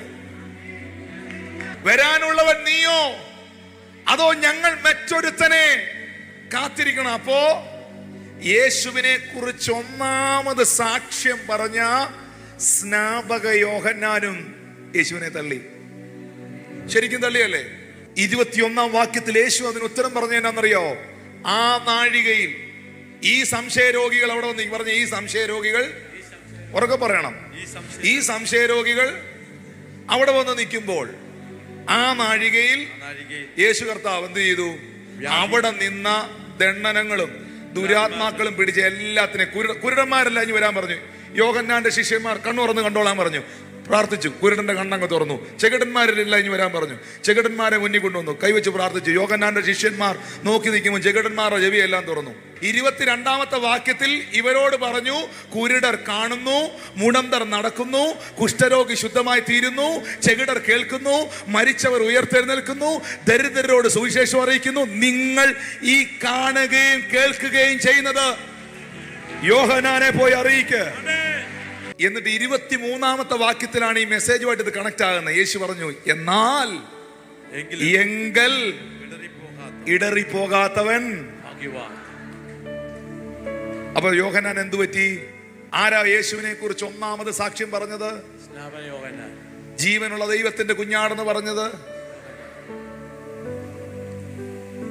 അവന്റെ ചെരുപ്പിന്റെ വാറഴിപ്പാൻ പോലും ഞാൻ യോഗ്യനല്ലെന്ന് പറഞ്ഞത്. പക്ഷെ പ്രതിസന്ധിയുടെ നടുവിൽ, വെല്ലുവിളിയുടെ നടുവിൽ, കഷ്ടതയുടെ നടുവിൽ പുള്ളിയും സംശയിച്ചു പോയി, പുള്ളിയും തെറ്റിദ്ധരിച്ചു പോയി. പ്രിയപ്പെട്ടവരെ, പിശാച് ഒരിക്കലും നമ്മുടെ ലൈഫിനെ ആ നിലയിൽ കൊണ്ടുപോകരുത്, ഇടറിപ്പോകരുത്. വിശ്വാസത്തിലും ദൈവത്തിന്റെ കൃപയിലും ഉറച്ചു നിൽക്കണം. ഒന്ന് കൈകൾ അടിച്ചത്. വിശ്വാസത്തിലും ദൈവത്തിന്റെ കൃപയിലും. ആദ്യം ബൈബിളിൽ എഴുതിയിട്ടുണ്ട്, ആദ്യ വിശ്വാസം അവസാനത്തോളം കാത്തു സൂക്ഷിക്കുന്നവൻ രക്ഷിക്കപ്പെടുവാൻ ഇടയാകും. ഏറ്റവും അവസാനം വരെയും. ഒരു കാലഘട്ടത്തിൽ ഭയങ്കര സംഭവമായിരുന്നു. ഒരു കാലഘട്ടത്തിൽ ഹെരോദാവിനെ വിറപ്പിച്ചവനായിരുന്നു, ഏലിയാവിന്റെ ആത്മാവോടുകൂടെ വന്നവനായിരുന്നു എന്നൊന്നും പറയുന്നതിലല്ല കാര്യം. നിന്റെ ഊർജ്ജശ്വാസം പോകുന്നത് വരെയും, നീ ഈ ഭൂമിയിൽ നിൽക്കുന്ന അവസാന നിമിഷം വരെയും കർത്താവിലുള്ള വിശ്വാസത്തിൽ, ദൈവത്തിന്റെ കൃപയിൽ തെല്ലും ഇടറിപ്പോകാതെ അഭിഷേകത്തിൽ, ആത്മനിറവിൽ നിലനിൽക്കുവാൻ ദൈവത്തിന്റെ ആത്മാവ് സഭയോട്, എന്നെ കാണുന്ന പ്രിയപ്പെട്ടവരോട് ആലോചന അറിയിക്കുകയാണ്. വരാനുള്ളവൻ നീ തന്നെയാണോ? അതോ ഇനി വേറെ ആർക്കെങ്കിലും വേണ്ടി ഞങ്ങൾ കാത്തിരിക്കണോ? ഞങ്ങളോട് ഇത് ചോദിക്കാൻ സ്നാപക യോഹന്നാൻ ഞങ്ങളെ വിട്ടതാണ്. കർത്താവ് ആ സ്നാപക യോഹന്നാൻ ഇടറിപ്പോകാൻ ആഗ്രഹിക്കുന്നില്ല കേട്ടോ. അതുകൊണ്ട് ഇടറിപ്പോകുന്നവൻ അങ്ങ് വോട്ടേന്നല്ല, അവൻ ഇടറിപ്പോകാതിരിക്കാൻ വേണ്ടിയിട്ടാണ് ആ സ്പോട്ടിൽ നിന്ന് അന്ധനെയും കുരുടനെയും ചെകിടനെയും എല്ലാം വിളിച്ച് കർത്താവ് ഹീൽ ചെയ്തത്. എന്നിട്ട് പറഞ്ഞു, ഈ കാണുകയും ഈ കേൾക്കുകയും ചെയ്യുന്നത് യോഹന്നാനെ അറിയിക്കണം. കാരണം ഒരൊറ്റ വ്യക്തി പോലും സംശയിച്ച് തെറ്റിദ്ധരിച്ച് വിശ്വാസത്തിൽ നിന്ന് പോകരുത്. തെറ്റിദ്ധരിപ്പിക്കാൻ പിശാചുണ്ട് ഇവിടെ, തെറ്റിദ്ധരിപ്പിക്കാൻ സാത്താന്റെ ദൂതനുണ്ട് ഇവിടെ, തെറ്റിദ്ധരിപ്പിക്കാൻ അശുദ്ധാത്മാക്കൾ ഉണ്ട് ഇവിടെ. പക്ഷേ അതിന്റെ നടുവിൽ ഏറ്റുപറഞ്ഞ വിശ്വാസവും ഏറ്റെടുത്ത ദൈവകൃപയും പ്രാപിച്ച അഭിഷേകവും വിളിച്ചു പറഞ്ഞ ദൈവത്തിന്റെ ആ കൃപയുടെ വാക്കുകളും നിലനിർത്തണം. ജനിക്കുവാൻ ഇടം കൊടുക്കാതെ സമൂഹം തള്ളി, ജനിച്ചെടുത്ത് വളരാൻ അനുവദിക്കാതെ ജന്മദേശം തള്ളി, അവനെക്കുറിച്ച് ഒന്നാമത് സാക്ഷ്യം പറഞ്ഞ സ്നാപക യോഹന്നാനും അവങ്കൽ ഇടറിപ്പോയി, അല്ലെങ്കിൽ മൈൻഡ് കൊണ്ട്, മനസ്സുകൊണ്ട് റിജക്ട് ചെയ്തു. ഇതിൻ്റെ ഇടയിൽ ഒരു സംഭവം ഉണ്ടായി. അത് യേശു കർത്താവ് ജനിച്ചു കഴിഞ്ഞപ്പോഴേ ഈ കടിഞ്ഞൂലായ ആൺകുഞ്ഞുങ്ങളെയൊക്കെയും ആലയത്തിൽ കൊണ്ടുചെന്ന് പ്രതിഷ്ഠിക്കണം എന്നൊരു നിയമം അല്ലെങ്കിൽ ഒരു ന്യായപ്രമാണ വ്യവസ്ഥയുണ്ട്. ആ വ്യവസ്ഥയുടെ അടിസ്ഥാനത്തിൽ മറിയയും ജോസഫും കൂടെ ഈ കൈക്കുഞ്ഞിനെയും കൊണ്ട് ദൈവാലയത്തിലേക്ക് പോയി. ആ ദൈവാലയത്തിലേക്ക് പോകുമ്പോൾ അവിടെയും നിലനിൽക്കുന്ന ഒരു വ്യവസ്ഥ, ഈ ഒരു കുഞ്ഞിനെ, ഒരു ആൺകുഞ്ഞിനെ പ്രതിഷ്ഠിക്കുമ്പോൾ ഇന്ന കാര്യങ്ങൾ യാഗമാക്കണം എന്നുണ്ട്. ദേവാലയത്തിൽ കയറി ചെല്ലുമ്പോൾ അന്ന് വ്യവസ്ഥകളാണ്. ഇന്നാണ് നമ്മൾ കർത്താവിന്റെ സ്നേഹത്തിൽ നിൽക്കുന്നത്, കർത്താവിന്റെ കൃപയിൽ നിൽക്കുന്നത്. അന്ന് മുഴുവൻ നിയമങ്ങളാണ്. ആ നിയമത്തിന്റെ അടിസ്ഥാനത്തിൽ കുറുപ്രാവിന്റെ കുഞ്ഞുങ്ങളെങ്കിലും കൈ വേണം. ഇങ്ങനെയാണ് അതിൻ്റെ ബിബ്ലിക്കൽ ബേസ്. വലിയ സമ്പന്നന്മാരാണെങ്കിൽ, സമ്പന്നതകളുള്ളവരാണെങ്കിൽ അവരുടെ കുഞ്ഞിനെ പ്രതിഷ്ഠിക്കാൻ പോകുമ്പം ആട്ടുകൊറ്റന്മാരെയും കാളക്കിടാവിനെയും ഒക്കെ ദൈവസന്നിധിയിൽ യാഗമായി അർപ്പിക്കും. ഈ ദാവീദ് ശലോമോനെ പ്രതിഷ്ഠിച്ചപ്പോഴേ കെദ്രോൺ തോട്, ഈ ജെറുസലേം ദേവാലയത്തിന്റെ പിന്നിലൂടെ ഒഴുകുന്ന ഒരു തോടാണ് കെദ്രോൺ തോട്. ഈ യാഗം കഴിക്കുന്ന മൃഗങ്ങളുടെ രക്തവും വേസ്റ്റും ഒക്കെ ഈ തോട് വഴി ഒഴുകിപ്പോവും. ചരിത്രം അങ്ങനെയാ പറയുന്നത്.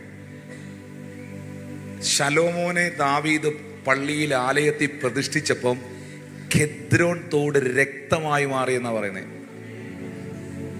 അതിൽ അത്രമാത്രം കാളക്കിടാവിനെയും, കിങ് അല്ലേ, രാജാവിൻ്റെ മകനല്ലേ, അത്രമാത്രം കാളക്കിടാവിനെയും ആട്ടുകൊറ്റനെയും ഒക്കെ അവന് വേണ്ടി ദൈവസന്നിധിയിൽ യാഗമർപ്പിച്ചു.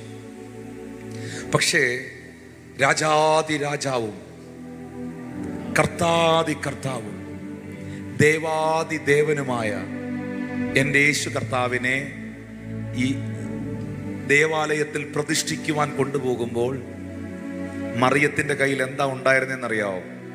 2 കുറുപ്രാവിൻ്റെ കുഞ്ഞുങ്ങൾ. വായിക്കാം. ലൂക്കോസ് സുവിശേഷം 2-ാം അധ്യായം 24-ാം വാക്യം. അവനെ കർത്താവിന് അർപ്പിക്കുവാനും ഒരു ഇണക്കുറുപ്രാവിനെയോ 2 പ്രാക്കുഞ്ഞുങ്ങളെയോ കർത്താവിൻ്റെ ന്യായപ്രമാണത്തിൽ കൽപ്പിച്ചതുപോലെ യാഗം കഴിക്കാനും അവർ അവനെ യെരൂശലേമിലേക്ക് കൊണ്ടുപോയി. മറിയത്തിൻ്റെ കയ്യിൽ യേശു കർത്താവുണ്ട്. ജോസഫിൻ്റെ കയ്യിൽ, can you please imagine that? ജോസഫിൻ്റെ കയ്യിൽ കുറുപ്രാവിൻ്റെ പ്രാക്കുഞ്ഞുങ്ങളുണ്ട്. സമ്പന്നന്മാരോടൊപ്പം നിൽക്കാൻ ആട്ടുകൊറ്റന്മാർ കയ്യിലില്ല, കളക്കിടാങ്ങൾ കയ്യിലില്ല. കുറുപ്രാവിൻ്റെ കുഞ്ഞുങ്ങളുമായി കയറി പോവുകയാണ്. നിങ്ങൾക്കറിയാമോ മറിയത്തിൻ്റെ കയ്യിലിരിക്കുന്ന ആ കുഞ്ഞില്ലേ, ഒരിക്കൽ ആ കുഞ്ഞ്, അന്ന് കുഞ്ഞല്ല, യഹോവയായ ദൈവം ലെറ്റ് ദേർ ബി ലൈറ്റ്, വെളിച്ചമുണ്ടാകട്ടെ എന്ന് പറഞ്ഞപ്പോൾ വെളിച്ചമുണ്ടാക്കി. ഈ പ്രപഞ്ചത്തെ മുഴുവൻ സൃഷ്ടിച്ചവനാണ് ഈ തോളിൽ കിടക്കുന്നത്. യേശു പറഞ്ഞു, എന്നെ കണ്ടവൻ എൻ്റെ പിതാവിനെ കണ്ടിരിക്കുന്നു. ഈ പ്രപഞ്ചത്തെ മുഴുവൻ സൃഷ്ടിച്ചവനാണ് ഈ തോളിൽ കിടക്കുന്നത്. ആ കുഞ്ഞിൻ്റെ കുഞ്ഞിനാവെന്ന് അനക്കി, ആ തോളിൽ കിടക്കുന്ന കുഞ്ഞിൻ്റെ കുഞ്ഞിനാവെന്ന് അനക്കി ഒന്ന് പറഞ്ഞാൽ ആയിരക്കണക്കിന് ആട്ടുകൊറ്റന്മാരും കാളക്കിടാങ്ങളും നിരക്കും അവിടെ. പക്ഷേ ബൈബിൾ പറയുന്നു, ഞാനും നിങ്ങളും സമ്പന്നനാകുവാൻ അവൻ ദരിദ്രനായി ഭൂമിയിലേക്ക് വന്നു. ഒന്ന് കരമടിച്ച്, ഞാനും നിങ്ങൾ സമ്പന്നനാകുവാൻ അവൻ ദരിദ്രനായി ഭൂമിയിലേക്ക് വന്നു. Hallelujah, hallelujah, hallelujah. പക്ഷെ മറുഭാഗത്ത് വിശ്വസിക്കുന്നവരോടൊരു മെസ്സേജ് ഞാൻ പറയാം. സമ്പന്നന്മാരോട് കൂടെ നിൽക്കുവാൻ നിനക്ക് കാളക്കിടാവില്ലെങ്കിലും, പണക്കാരുടെ കൂടെ നിൽക്കാൻ നിനക്ക് ആട്ടുകൊറ്റന്മാരില്ലെങ്കിലും, നിന്റെ തോളിൽ കിടക്കുന്ന ഈ കുഞ്ഞില്ലേ, നിനക്കത് ഇനഫാണ്. ആരുടെ കയ്യിലും ഇല്ലത്. അഖിലാണ്ടത്തിന്റെ സൃഷ്ടാവ് നിന്റെ അകത്തുണ്ടോ? സർവചരാചരങ്ങളെയും സൃഷ്ടിച്ചവൻ നിന്റെ ആത്മമനുഷ്യനിൽ ജനിച്ചിട്ടുണ്ടോ? അത് ഇനഫാണ്. ഹല്ലേലൂയ. രാജാക്കന്മാരുടെ കുഞ്ഞുങ്ങളെ പ്രതിഷ്ഠിക്കുന്നവരുടെ കൂടെ നിൽക്കാൻ ആട്ടുകൊറ്റനോ കാളക്കിടാവോ മറിയത്തിന്റെ കയ്യിൽ ഇല്ലെങ്കിലും, ജോസഫിന്റെ കയ്യിൽ കുറുപ്രാവിന്റെ കുഞ്ഞെ ഉള്ളെങ്കിലും, അവിടെ നിൽക്കുന്ന എല്ലാ കുഞ്ഞുങ്ങളെ അവിടെ പ്രതിഷ്ഠിക്കാൻ കൊണ്ടുവന്ന എല്ലാ കുഞ്ഞുങ്ങളെയും പോലൊരു കുഞ്ഞാണോ മറിയമേ നിന്റെ കയ്യിലിരിക്കുന്നേ? കാലഘട്ടത്തെ AD എന്നും BC എന്നും രണ്ടായി തിരിച്ച് അന്ധന്റെ കണ്ണ് തുറക്കേണ്ടവൻ, ചെകിടന്റെ ചെവിയെ കേൾപ്പിക്കേണ്ടവൻ, ഊമരെ സംസാരിപ്പിക്കേണ്ടവൻ, മരിച്ചവരെ ഉയർപ്പിക്കേണ്ടവൻ, കുഷ്ഠരോഗിയെ ശുദ്ധമാക്കേണ്ടവൻ, മാനവകുലത്തെ മുഴുവനും തന്റെ രക്തത്താൽ വിമോചിപ്പിക്കേണ്ടവൻ. എന്തിനേറെ പറയുന്നു, ആമീൻ, ആദം തുടങ്ങി സകല പഴയ നിയമ വിശുദ്ധന്മാരെയും പാതാളത്തിനകത്തു പോയി ഉദ്ധരിച്ച് പുറത്തു കൊണ്ടുവരണവൻ. അതുകൊണ്ടാണ് കൊച്ചു കുഞ്ഞു ഉപദേശി ചങ്കത്ത് തട്ടിപ്പാടിയത്. ഹല്ലേലൂയ. എൻ്റെ സമ്പത്ത് എന്ന് ചൊല്ലാൻ വേറെ ഇല്ലൊന്നും, യേശു മാത്രം സമ്പത്ത്. കർത്താവിനെ അറിയുന്നവനെ കർത്താവ് അനുഗ്രഹിക്കുമോ? ഉറപ്പായിട്ടും അനുഗ്രഹിക്കും. നന്മ വരും, ഉറപ്പായിട്ടും വരും. ഉറപ്പായിട്ടും വരും. ബൈബിൾ പറയുന്നു, അവൻ എന്നെ മനുഷ്യരെ തലയിലൂടെ കയറി ഓടിക്കുമാറാക്കി, എങ്കിലും അവൻ എന്നെ സമൃദ്ധിയിലേക്ക് കൊണ്ടുവന്നു. അവൻ അനുഗ്രഹിച്ചിട്ട് അവർ അത്യന്തം വർദ്ധിച്ചു, അവരുടെ കന്നുകാലികളൊന്നും കുറഞ്ഞു പോയില്ല. ഹല്ലേലൂയ. അബ്രഹാമിനെ ദൈവം അനുഗ്രഹിച്ചു, വർദ്ധിപ്പിച്ചു. ഇസഹാക്കിനെ അനുഗ്രഹിച്ചു, വർദ്ധിപ്പിച്ചു. ദൈവം അനുഗ്രഹിക്കും, ഉറപ്പാണ്. പക്ഷേ നിങ്ങളുടെ കൈവശം ഇരിക്കുന്ന സമ്പത്തല്ല യഥാർത്ഥ സമ്പത്ത്. അത് ഈ ഭൂമിയിൽ തന്ന താൽക്കാലിക സമ്പത്താണ്. പക്ഷെ ഏറ്റവും വലിയ സമ്പത്ത്, ഏറ്റവും വലിയ ധനം യേശുവാണ്. ഹല്ലേലൂയ. ആ കൈ ഒന്ന് ഉയർത്തി പിടിച്ചേ. യേശു എന്റെ സമ്പത്താന്നുള്ളവർ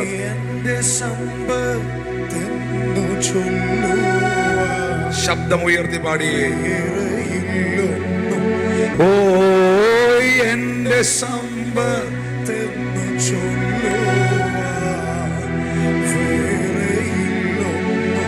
യേശു മാത്രം സമ്പത്താകുന്നു.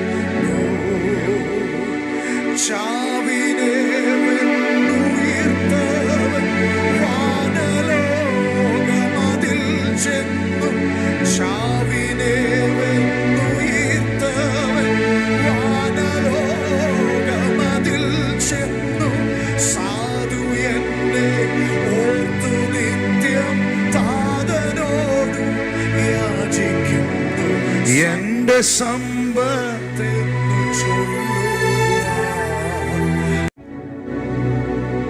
സമ്പത്താകുന്നു. അത് ശരിയാണെങ്കിൽ ഒന്ന് കൈകൾ അടിച്ച് കർത്താവിനെ സ്തുതിച്ചു. ഈ ചില ആളുകൾ ഭയങ്കര വിഷമത്തോടെ പറയുന്ന എങ്ങനെയുണ്ട്, ബ്രദറെ എനിക്ക് യേശു മാത്രമേ ഉള്ളെന്ന്. എനിക്ക് ബ്രദറെ ഭയങ്കര കരഞ്ഞുകൊണ്ടാണ് പറഞ്ഞത്, എനിക്ക് കർത്താവ് മാത്രമേ ഉള്ളെന്ന്. എൻ്റെ ചോദ്യം വേറെ ആര് വേണമെന്നുള്ളതാണ്. ദൈവം നിനക്ക് അനുകൂലമെങ്കിൽ പ്രതികൂലമാര്? യേശു നിനക്ക് സമ്പത്തായി ഉണ്ടെങ്കിൽ, മക്കളെ, നിങ്ങളുടെ മക്കളുമാർക്ക് നിങ്ങൾ കൊടുക്കേണ്ട ഏറ്റവും വലിയ സമ്പത്ത് ഇതായിരിക്കണം. നിങ്ങളുടെ കുഞ്ഞുങ്ങൾക്ക് നിങ്ങൾ കൊടുക്കേണ്ട സമ്പത്ത് ഇതായിരിക്കണം. എൻ്റെ മാതാപിതാക്കൾ ഞങ്ങൾക്ക് തന്ന സമ്പത്ത് ഇതാണ്. ഹല്ലേലൂയ. സമ്പത്ത് തലമുറകളായി, ജനറേഷൻ ബൈ ജനറേഷനായി അവർ അനുഗ്രഹിക്കപ്പെടട്ടെ. ശബ്ദം ഉയർത്തി ഹല്ലേലൂയ. മറിയയും ജോസഫും കൂടെ ഈ കുഞ്ഞിനെ ഡെഡിക്കേറ്റ് ചെയ്യാൻ, സമർപ്പിക്കുവാൻ ജെറുസലേം ദേവാലയത്തിൽ എത്തിയപ്പോൾ അടുത്ത വാക്യത്തിൽ എഴുതിയിരിക്കുകയാണ്, അവിടെ ശിമയോൻ എന്ന് പേരുള്ള ഒരു മനുഷ്യനുണ്ടായിരുന്നു. ഈ മനുഷ്യൻ നീതിമാനും ഇസ്രായേലിന്റെ ആശ്വാസത്തിനായി കാത്തിരുന്നവനും പരിശുദ്ധാത്മാവും അവന്റെ മേൽ ഉണ്ടായിരുന്നു. പരിശുദ്ധാത്മാവും അവൻ കാത്തിരുന്നവനായിരുന്നു. കർത്താവിൻ്റെ ക്രിസ്തുവിനെ കാണും മുമ്പ് മരണം കാണുകയില്ല എന്ന് പരിശുദ്ധാത്മാവിൽ അവൻ അരുളപ്പാടുണ്ടായിരുന്നു. എന്ന് വെച്ചാൽ മശിഹായെ കാണാതെ, ക്രിസ്തു യേശുവിനെ കാണാതെ മരിക്കത്തില്ല നീ എന്നൊരു പ്രവചനം പുള്ളിയുടെ മേളിൽ കിടപ്പുണ്ടായിരുന്നു. അപ്പം നിങ്ങൾ ഓർക്കണം, യഹൂദന്മാരെല്ലാം തന്നെ, എല്ലാ ഇസ്രായേൽ ജനതയും വർഷങ്ങളായി ഈ പ്രവചനം വീണത് ഏദൻ തോട്ടത്തിൽ വെച്ചാണ്.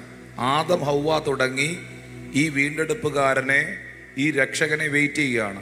ആദം ഹൗവ തുടങ്ങി ഇങ്ങോട്ട്, നോഹ തുടങ്ങി ഇങ്ങോട്ട്, മുഴുവൻ ആളുകളും ഈ രക്ഷകനെ, വീണ്ടെടുപ്പുകാരനെ വെയിറ്റ് ചെയ്യുകയാണ്.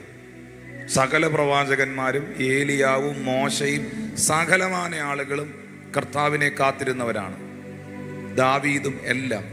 പക്ഷേ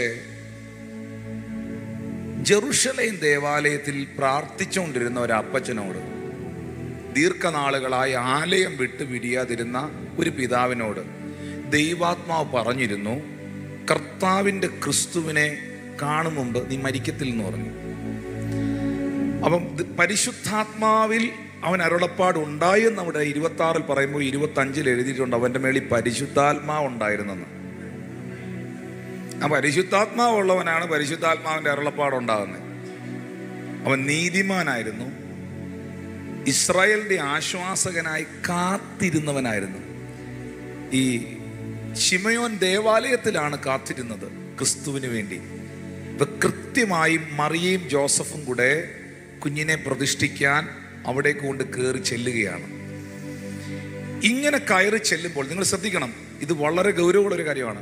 ഇങ്ങനെ കയറി ചെല്ലുമ്പോൾ ശിമയോൻ വളരെ പ്രായം ചെന്ന മനുഷ്യനാണ്. ഒരു പക്ഷേ പുറമേയുള്ള കണ്ണിന്റെ കാഴ്ച കുറഞ്ഞിട്ടുണ്ടാകും, സ്കിന്ന് മുഖം ചുക്കിച്ചുളിഞ്ഞിട്ടുണ്ടാകും, വർഷങ്ങളായി പള്ളിക്കകത്തിരിക്കുകയാണ്. പുള്ളി ഈ മനുഷ്യൻ എങ്ങനെ അറിഞ്ഞു യേശുവിനെ ഇവിടെ പ്രതിഷ്ഠിക്കാൻ കൊണ്ടുവന്നിട്ടുണ്ട്? മശിഹായെ, ഇസ്രായേലിന്റെ ആശ്വാസകനെ, വീണ്ടെടുപ്പുകാരനെ ഈ പള്ളിക്കകത്ത് ഇപ്പോൾ പ്രതിഷ്ഠിക്കാൻ കൊണ്ടുവന്നിട്ടുണ്ട് എന്ന് ഈ അപ്പച്ചൻ എങ്ങനെ അറിഞ്ഞു? ഒരു വയസ്സിന് താഴെയുള്ള അല്ലെങ്കിൽ ഒരു 6 മാസത്തിന് താഴെയുള്ള ഒരുമാതിരിപ്പെട്ട പിള്ളേരെ എല്ലാം കണ്ട ഏകദേശം ഒരുപോലെ ഇരിക്കും. നിങ്ങൾ ചിന്തിക്കരുത് ഒരു കൊച്ചിനെ മാത്രം വന്ന് പ്രതിഷ്ഠിക്കുന്നതെന്ന്. ഒരുപാട് കുഞ്ഞുങ്ങളെ അവിടെ പ്രതിഷ്ഠിക്കാൻ കൊണ്ടുവന്നിട്ടുണ്ട്. ഇതിൻ്റെ ഇടയിൽ ഈ അപ്പച്ചൻ എങ്ങനെ അറിഞ്ഞു? ആത്മതലങ്ങൾ എപ്പോഴും ആത്മാവുള്ളവന് പിടികിട്ടുന്നതാണ്,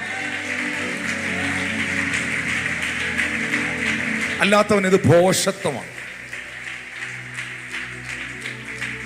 ഈ മനുഷ്യന്റെ മേളിൽ പരിശുദ്ധാത്മാവ് ഉണ്ടായിരുന്നു. ഈ മനുഷ്യന്റെ അകത്തിരിക്കുന്ന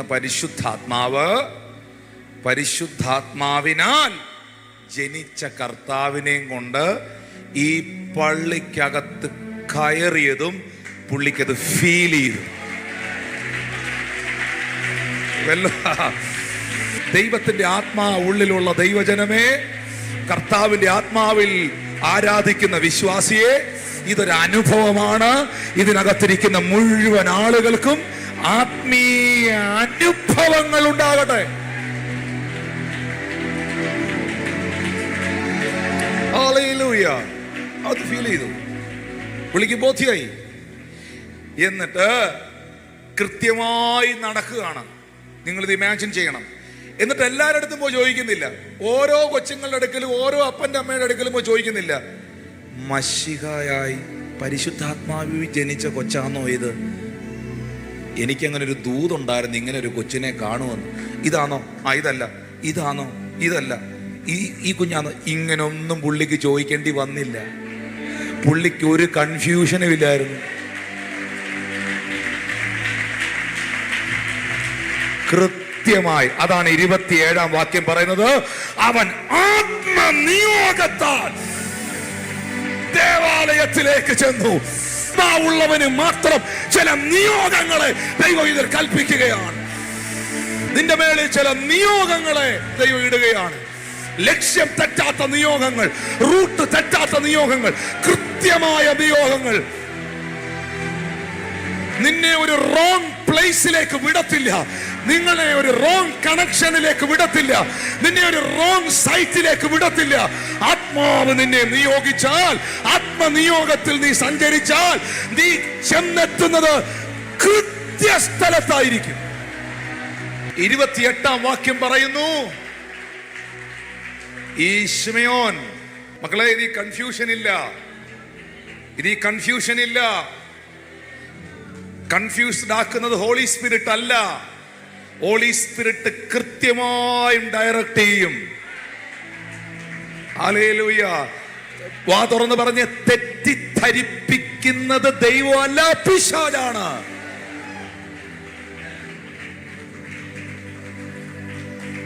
ഒരു തെറ്റിദ്ധാരണയില്ല, ഒരു കൺഫ്യൂഷനും ഇല്ല. കൃത്യമായി ശിമയോൻ മറിയത്തിന്റെ ജോസഫിന്റെ അടുക്കലെത്തി.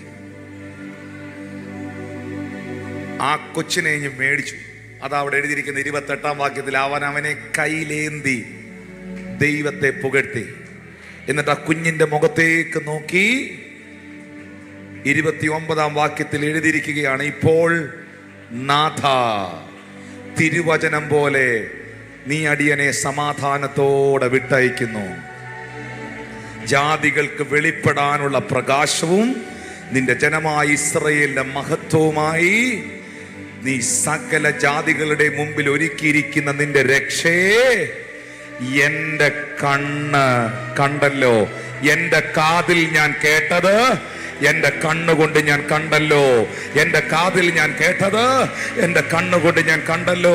ഈ 2025 നിന്റെ കാതിൽ കേൾപ്പിച്ചതിനെ നിന്റെ കണ്ണുകൾ കൊണ്ട് ദൈവം കാണിക്കും. ഓ, വിശ്വസിക്കുന്ന ദൈവമക്കൾ എത്ര പേരുണ്ട്?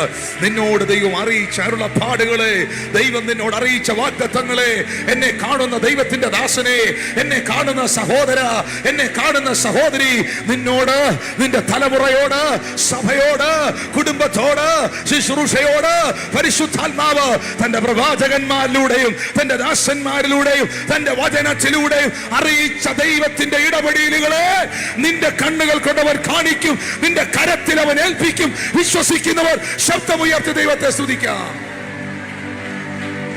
ശിമയോനെ, നീ ഇപ്പോൾ കയ്യിൽ പിടിച്ചിരിക്കുന്നത് നിന്റെ കാതിൽ കേട്ട വാഗ്ദത്തമാണ്. നിന്റെ കണ്ണ് കണ്ടല്ലോ എന്ന് എഴുതിയിട്ടില്ലേ? നിന്റെ കണ്ണ് കണ്ടത് വർഷങ്ങൾക്ക് മുമ്പ് നീ പ്രാർത്ഥനയിൽ ഇരിക്കുമ്പോൾ എന്റെ ആത്മാവ് നിന്റെ കാതിൽ കേൾപ്പിച്ചതാണ്. കാലം എത്ര കഴിഞ്ഞാലും, വർഷം എത്ര കഴിഞ്ഞാലും, ഞാൻ ഇങ്ങനെ ചിലരോട് പറയുന്നു, നീ മരിക്കുന്നതിന് മുൻപ് നിന്റെ മേലുള്ള മുഴുവൻ വാഗ്ദത്തങ്ങളെയും, നിന്റെ തലമുറയുടെ മുകളിലുള്ള മുഴുവൻ വാഗ്ദത്തങ്ങളെയും ദൈവം നിവർത്തിക്കും. അടിസ്ഥാനമിട്ടവൻ പണി പൂർത്തീകരിക്കും. വിശ്വസിക്കുന്നവർ ദൈവത്തിന് സ്തോത്രം ചെയ്തേ. അടിസ്ഥാനമിട്ടവൻ. ശിമയോനെ, നിനക്ക് പ്രായം എത്രയുണ്ടെങ്കിലും, നിന്റെ കണ്ണിന്റെ കാഴ്ച കുറഞ്ഞാലും, നിന്റെ ചെവിയുടെ കേൾവി കുറഞ്ഞാലും, നിന്റെ മുഖം ചുക്കിച്ചുളിഞ്ഞാലും, നിന്നോട് ഞാൻ അറിയിച്ചതിനെ, നിന്റെ കാതിൽ ഞാൻ കേൾപ്പിച്ചതിനെ ഞാൻ നിന്നെ കാണിച്ചിരിക്കും. എന്നെ ഒന്ന് ശ്രദ്ധിക്കാമോ? ആ വാക്ക് മാത്രം ലൂക്കോസ് 2:32 എന്റെ കണ്ണ് കണ്ടുവല്ലോ, എന്റെ കാതിൽ കേട്ടതെല്ലാം എന്റെ കണ്ണുകൾ കണ്ടിടുന്നു. പുകഴുവാനൊന്നുമില്ല.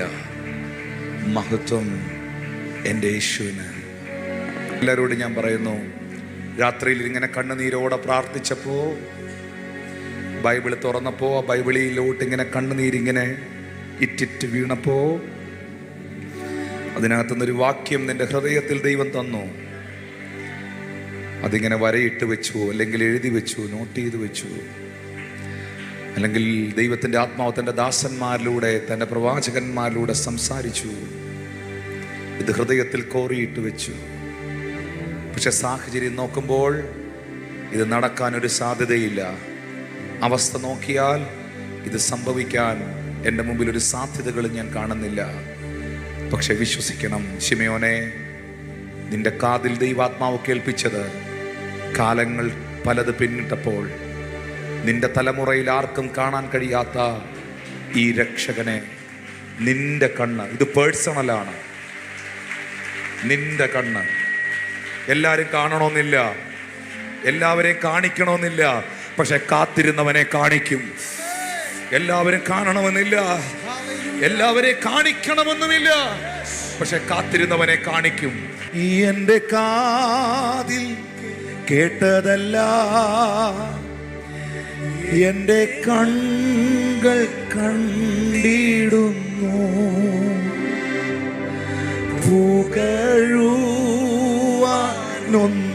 പുകഴുവാനൊന്നുമില്ലേ, മഹത്വം എന്നേശുവേ. ഒരിക്കൽ കൂടെ കൈകൾ ഉയർത്തിപ്പാടി, എൻ കാതിൽ കേട്ടതെല്ലാം, എന്റെ കാതിൽ കേട്ടതല്ല, എന്റെ കണ്ടിടുന്നു.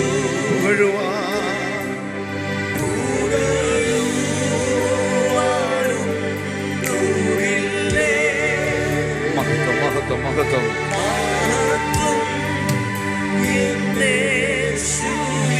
ഇരു കരങ്ങളും ഉയർത്തി hallelujah, hallelujah, hallelujah, hallelujah, hallelujah,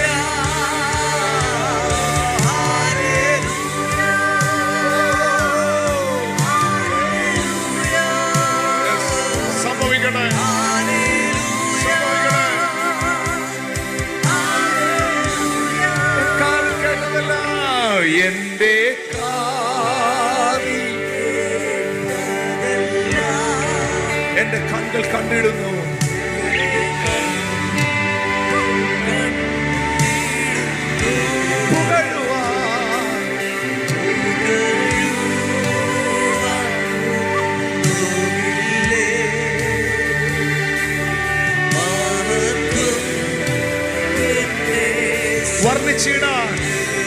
വർണ്ണിച്ചിടാൻ വാക്കു പോരായേ. വർണ്ണിച്ചിടാൻ നാവു പോരായേ. വർണ്ണിച്ചിടാൻ വാക്കു പോരായേ.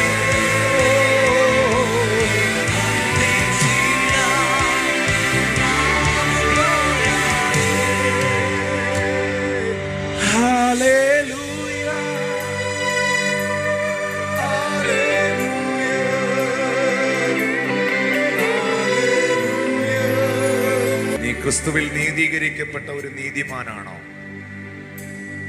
നീ വാഗ്ദത്തത്തിനു വേണ്ടി കാത്തിരിക്കുന്ന ഒരു മനുഷ്യനാണോ? നീ ദേവാലയം വിട്ടുപിരിയാതെ ദൈവ സാന്നിധ്യത്തിന് വില കൊടുക്കുന്നവനാണോ? നീ കാത്തിരുന്നത് നിന്നെ തേടി വരാൻ പോവുകയാണ്. നീ ഇരുന്ന സ്ഥലത്ത് അത് വരും. ശിമയോൻ ഇരുന്നെടുത്ത് ആ ദേവാലയത്തിനകത്തേക്ക് അവന്റെ വാഗ്ദത്തം കയറി ചെല്ലുകയാണ്. ആത്മാവിൽ ഞാൻ പ്രവചിക്കുന്നു, നിന്റെ ഭവനത്തിനകത്തേക്ക് ചില വാഗ്ദത്തങ്ങൾ നടന്നു കയറി വരികയാണ്. ചില പ്രോമിസുകൾ നിന്റെ ജീവിതത്തെ ലക്ഷ്യമാക്കി വരികയാണ്. വർണ്ണിച്ചിടാൻ വാക്കു പോരായേ. വർണ്ണിച്ചിടാൻ നാവു പോരായേ. വർണ്ണിച്ചിടാൻ വാക്കു പോരായേ. വർണ്ണിച്ചിടാൻ നാവു പോരായേ. വീട് പണിയുന്നവരായ നിങ്ങൾ തള്ളിക്കളഞ്ഞ കല്ല് മൂലക്കല്ലായിരിക്കും. ജനിക്കുവാൻ സ്ഥലം കൊടുക്കാതെ സമൂഹം അവനെ തള്ളി. വളർന്ന ദേശത്ത് വളരുവാൻ അനുവദിക്കാതെ ജന്മദേശം യേശുവിനെ തള്ളി. യേശുവിനെ കുറിച്ച് ഒന്നാമത് സാക്ഷ്യപ്പെടുത്തിയ, അവൻ ആര് എന്ന് ലോകത്തോട് വിളംബരം ചെയ്ത യോഹന്നാനും അവനിൽ ഇടറിപ്പോയി. പിന്നെ അവൻ പന്തിരി വരെ തൻ്റെ അടുക്കൽ വിളിച്ചു. സകലവിധ വ്യാധിയും ദീനവും പൊറുപ്പിക്കുവാൻ അവർക്ക് ശക്തിയും അധികാരവും നൽകി. അതിൽ യേശു പറഞ്ഞു, ഒന്നാമൻ പത്രോസ്. ഒന്നാമൻ പത്രോസ്. ഒരിക്കൽ ഫിലിപ്പിന്റെ കൈസരുടെ പ്രദേശത്ത് നിന്നുകൊണ്ട് യേശു കർത്താവ് ചോദിച്ചു, നിങ്ങൾ മനുഷ്യപുത്രനെ ആർ എന്ന് പറയുന്നു? ചിലർ ഇരമ്യാവെന്നും ചിലർ ഏലിയാവെന്നും ചിലർ സ്നാപക യോഹന്നാനെന്നും വിശേഷിപ്പിച്ചപ്പോൾ, അറിവിൽ നിന്ന് പലരും പറഞ്ഞ കേട്ടറിവുകളിൽ നിന്ന് പലതും വിളിച്ചു പറഞ്ഞപ്പോൾ, കൂട്ടത്തിൽ നിന്ന് ശിഷ്യന്മാരോട് യേശു ചോദിച്ചു, നിങ്ങളോ എന്നെ ആർ എന്ന് പറയുന്നു? ആർക്കും മുന്നോട്ടിറങ്ങി വന്ന് ഉത്തരം പറയാനുള്ള ആ ചങ്കൂറ്റമില്ലാതെ നിൽക്കുന്ന സമയത്ത് അങ്ങോട്ടും ഇങ്ങോട്ടും മുഖാമുഖം നോക്കുമ്പോൾ ഒന്നാമൻ പത്രോസ് എന്ന് വിശേഷിപ്പിച്ചവൻ ആ കൂട്ടത്തിൻ്റെ ഇടയിൽ നിന്ന് പുരുഷാരം കേൾക്കെ, സമൂഹം കേൾക്കെ, തൻ്റെ സഹപ്രവർത്തകരും കൂട്ടുവേലക്കാരും കേൾക്കെ വിളിച്ചു പറഞ്ഞു, നീ ജീവനുള്ള ദൈവത്തിൻ്റെ പുത്രനായ ക്രിസ്തു ആകുന്നു. അവനെ നോക്കി യേശു പറഞ്ഞു, ബറയോന ശിമോനെ, നീ അനുഗ്രഹീതനാണ്. ജഡരക്തമല്ല ഇത് നിനക്ക് വെളിപ്പെടുത്തിയത് സ്വർഗസ്ഥനായ എൻ്റെ പിതാവത്രേ. ശിഷ്യന്മാരുടെ കൂട്ടത്തിൽ പത്രോസിനെ നോക്കിയാണ് യേശു പറഞ്ഞത്, Peter you are the first. ഒന്നാമൻ പത്രോസ്.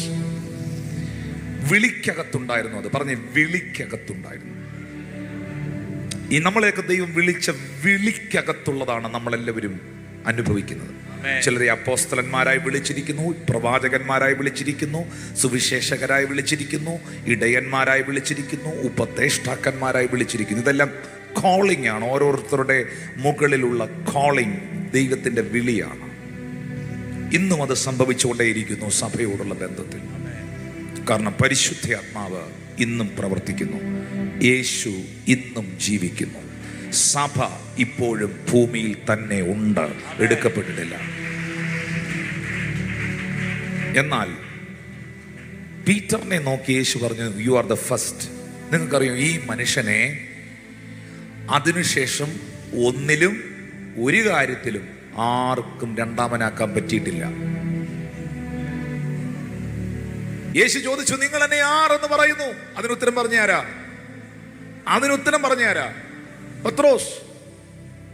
കാറ്റും കടലും ഇളകി മറിഞ്ഞ് വള്ളത്തിനകത്ത് വെള്ളം കയറി മുഴുവൻ ശിഷ്യന്മാരും പ്രാണഭയത്തിലായി നിലവിളിക്കുമ്പോൾ, രാത്രിയുടെ യാമത്തിൽ കടലിന്റെ മുകളിലൂടെ പാദങ്ങളൂന്നി നടന്നു വന്ന നസ്രയനായ യേശു വള്ളത്തിനകത്ത് തണ്ടുവലിച്ചു വലഞ്ഞ് ഭയപ്പെട്ടിരിക്കുന്ന ശിഷ്യഗണത്തെ നോക്കി പൊതുവായി പറഞ്ഞു, ആർക്ക് ഈ എൻ്റെ അടുക്കലേക്കൊന്ന് വരാൻ കഴിയും? ഈ വള്ളത്തിൽ നിന്നൊന്ന് ഇറങ്ങാൻ പറ്റും?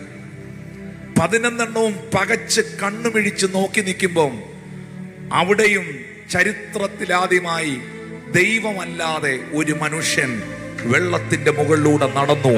ചില ചുവടുകൾ, വെള്ളമല്ല, ആഴക്കടലിന്റെ മുകളിലൂടെ നടന്നു. അവൻ ആരാണ്? പത്രോസ്. വിശുദ്ധ തിരുവെഴുത്തുകൾ പഠിക്കുമ്പോൾ ജെറുസലേം ചർച്ച് ഇനാഗുറേറ്റ് ചെയ്യുമ്പോൾ, എന്നാൽ മറ്റൊരു കാര്യം ഞാൻ പറയാം, യേശു കർത്താവ് ഉയർത്തെഴുന്നേറ്റു എന്ന വാർത്ത മഗ്ദല മറിയം ശിഷ്യന്മാരിരുന്ന സ്ഥലത്ത് വന്ന് പൊതുവായി പറയുകയാണ്, അവൻ അവിടെ ഇല്ല, അവൻ ഉയർത്തെഴുന്നേറ്റു. ഇത് കേട്ടിട്ട് 2 കതകും തുറന്നിറങ്ങി ഓടി. ആരാ? പത്രോസും യോഹന്നാനും. ബൈബിൾ പറയുന്നു, യോഹന്നാൻ പത്രോസിനേക്കാൾ ആദ്യം ഓടി കല്ലറ വാതിക്കലെത്തി. അകത്ത് കടന്നില്ല താനും. എന്നാൽ അവന്റെ പിന്നാലെ എത്തിയ ശീമോൻ പത്രോസ് കല്ലറയ്ക്കകത്ത് കയറി. ഇതെല്ലാം പിടി കിട്ടിയോ? ആദ്യം ഓടി എത്തിയതാരാ? യോഹന്നാൻ അപ്പോസ്തലൻ. പക്ഷെ ആദ്യം കല്ലറയ്ക്കകത്ത് കയറിയാരാ? യോഹന്നാൻ എന്താ ചെയ്തേ? കല്ലറയ്ക്ക് പുറത്തു നിന്നു. അന്നിനാ പുള്ളി പുറത്തു നിന്നേ? ആദ്യം കല്ലറവാതിക്കലെത്തിയ ആരാ? പക്ഷെ അവിടെ എന്താ എഴുതി വെച്ചിരിക്കുന്നത്? അകത്ത് കടന്നില്ല താനൂന്ന്.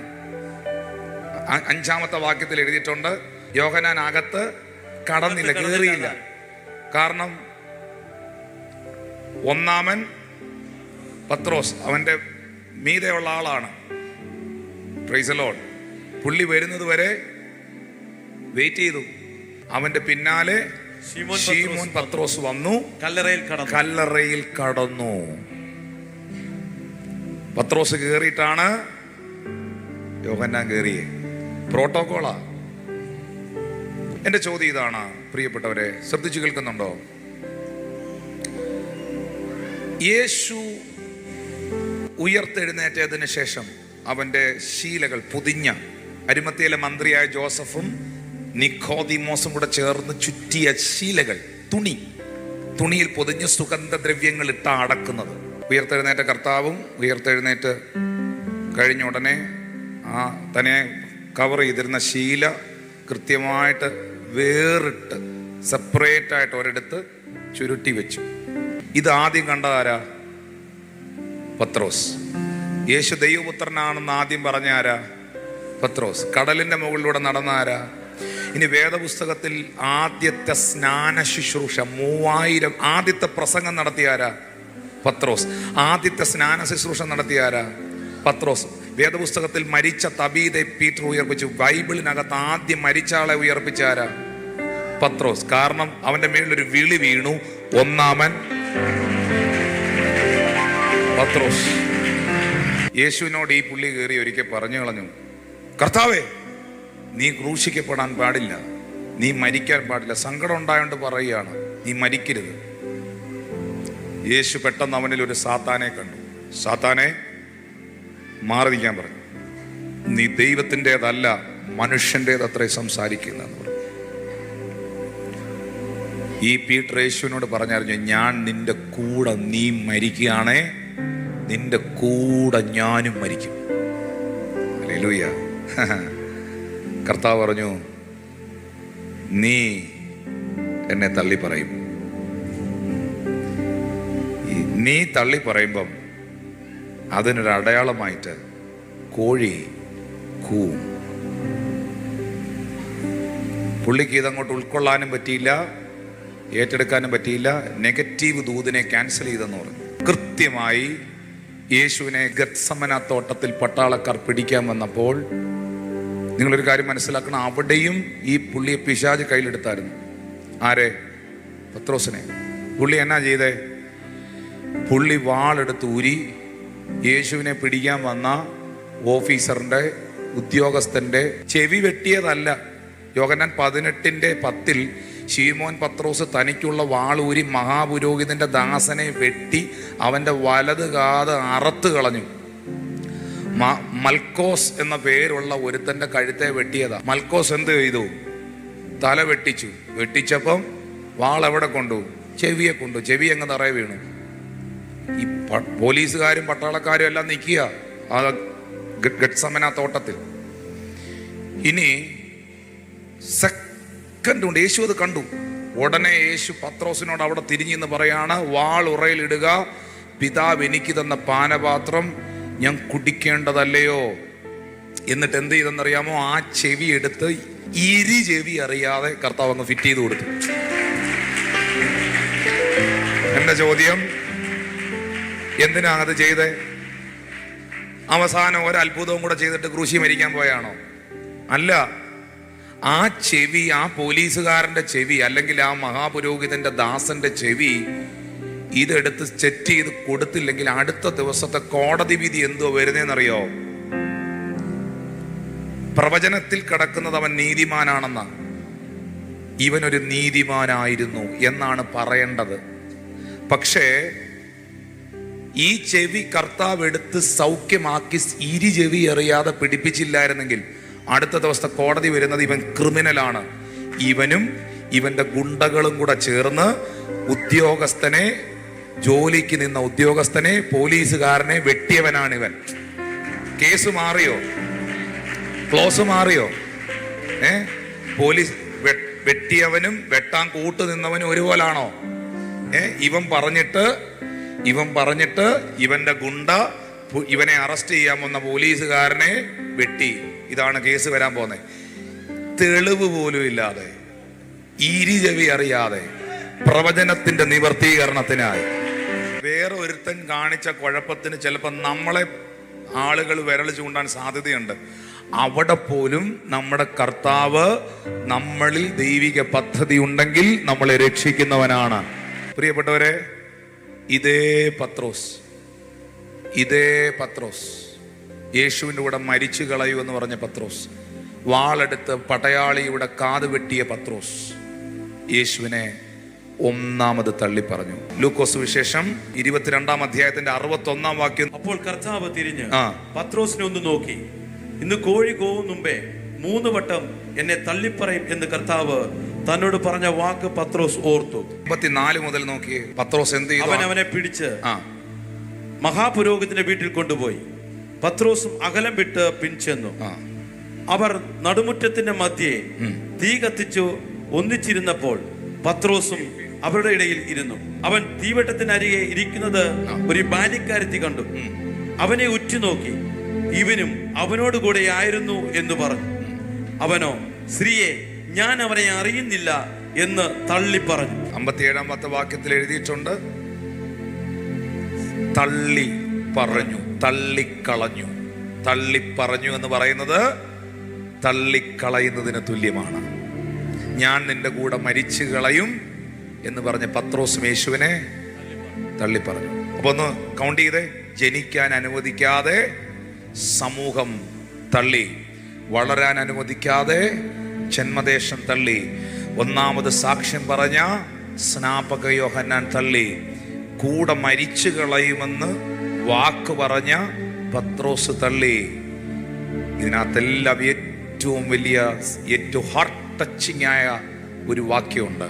വീട് പണിയുന്നവരായ നിങ്ങൾ തള്ളിക്കളഞ്ഞ കല്ല് മൂലക്കല്ലായി തീർന്നിരിക്കുന്നു. ഏറ്റവും ഹാർട്ട് ടച്ചിങ് ആയ ഒരു വാക്യമുണ്ട്. അത് വായിപ്പിക്കട്ടെ.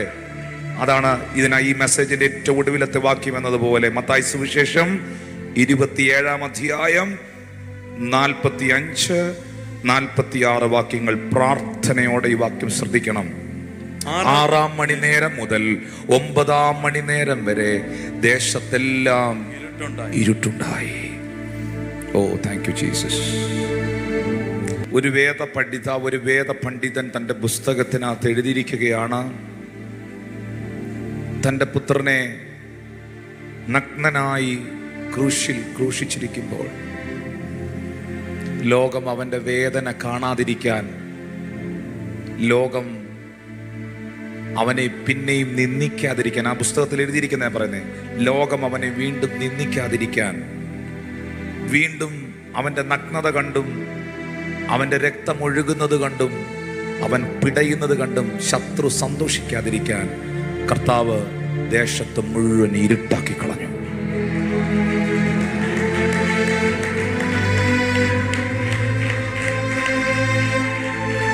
ഇരുട്ടാക്കി കളഞ്ഞു.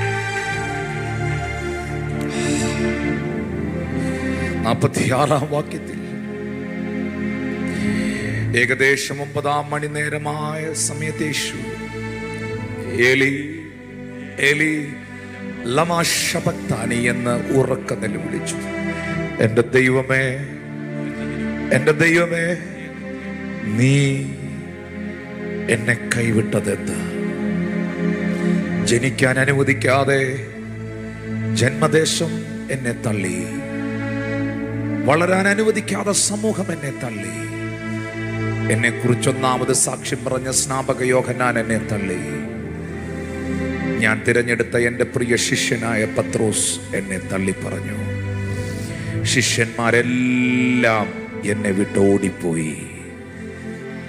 ഈ ക്രൂശിൽ കിടക്കുമ്പോൾ എന്നെ ഈ ഭൂമിയിലേക്ക് അയച്ച പിതാവേ, അപ്പ, നീയും എന്നെ തള്ളിയോ? നീയും എന്നെ കൈവിട്ടോ? വീട് പണിയുന്നവരായ നിങ്ങൾ തള്ളിക്കളഞ്ഞ കല്ല് മൂലക്കല്ലായിരിക്കുന്നു. ആ കല്ലിവൻ തന്നെ. മറ്റൊരുത്തനിലും രക്ഷയില്ല. നാം രക്ഷിക്കപ്പെടുവാൻ ആകാശത്തിന് കീഴിൽ മനുഷ്യരുടെ ഇടയിൽ യേശുവിന്റെ നാമമല്ലാതെ വേറെ ഒരു നാമവുമില്ല. മക്കളെ, എന്തിനു വേണ്ടി അവൻ തള്ളപ്പെട്ടു? പാപികളായ എന്നെയും നിങ്ങളെയും ചേർക്കുവാൻ. എന്തിനായി അവൻ വേദന അനുഭവിച്ചു? എന്നെയും നിങ്ങളെയും സൗഖ്യമാക്കുവാൻ. എന്തിനായി അവൻ അടിപ്പിണരുകൾ ഏറ്റെടുത്തു? ആ അടിപ്പിണരുകളാൽ നമുക്ക് സൗഖ്യമുണ്ടാകാൻ. Hallelujah, hallelujah. ഞാനിങ്ങനെ സ്നേഹത്തോടെ നിങ്ങളോട് ചോദിക്കുന്നു, പറയുന്നു, മക്കളെ, ജനിക്കാൻ അനുവാദം കൊടുക്കാതെ, സ്ഥലം കൊടുക്കാതെ വഴിയമ്പലം തള്ളിയതുപോലെയും,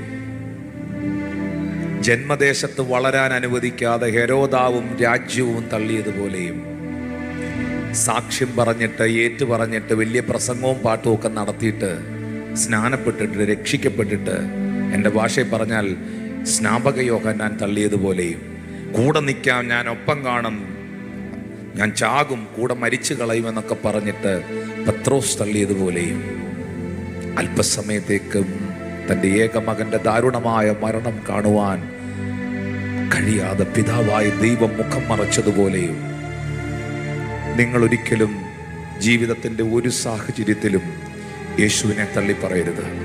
ശംഖും നെറ്റിയും കൊടുത്ത്, ജീവൻ കൊടുത്ത്, ജീവിതം കൊടുത്ത്, ജീവിതം മുഴുവൻ കൊടുത്ത് ഈ അരുമനാഥന് വേണ്ടി നിലകൊള്ളാൻ തയ്യാറാകുന്നവർ ആ കരങ്ങളെ ഒന്ന് ഉയർത്തിപ്പിടിക്കുവോ?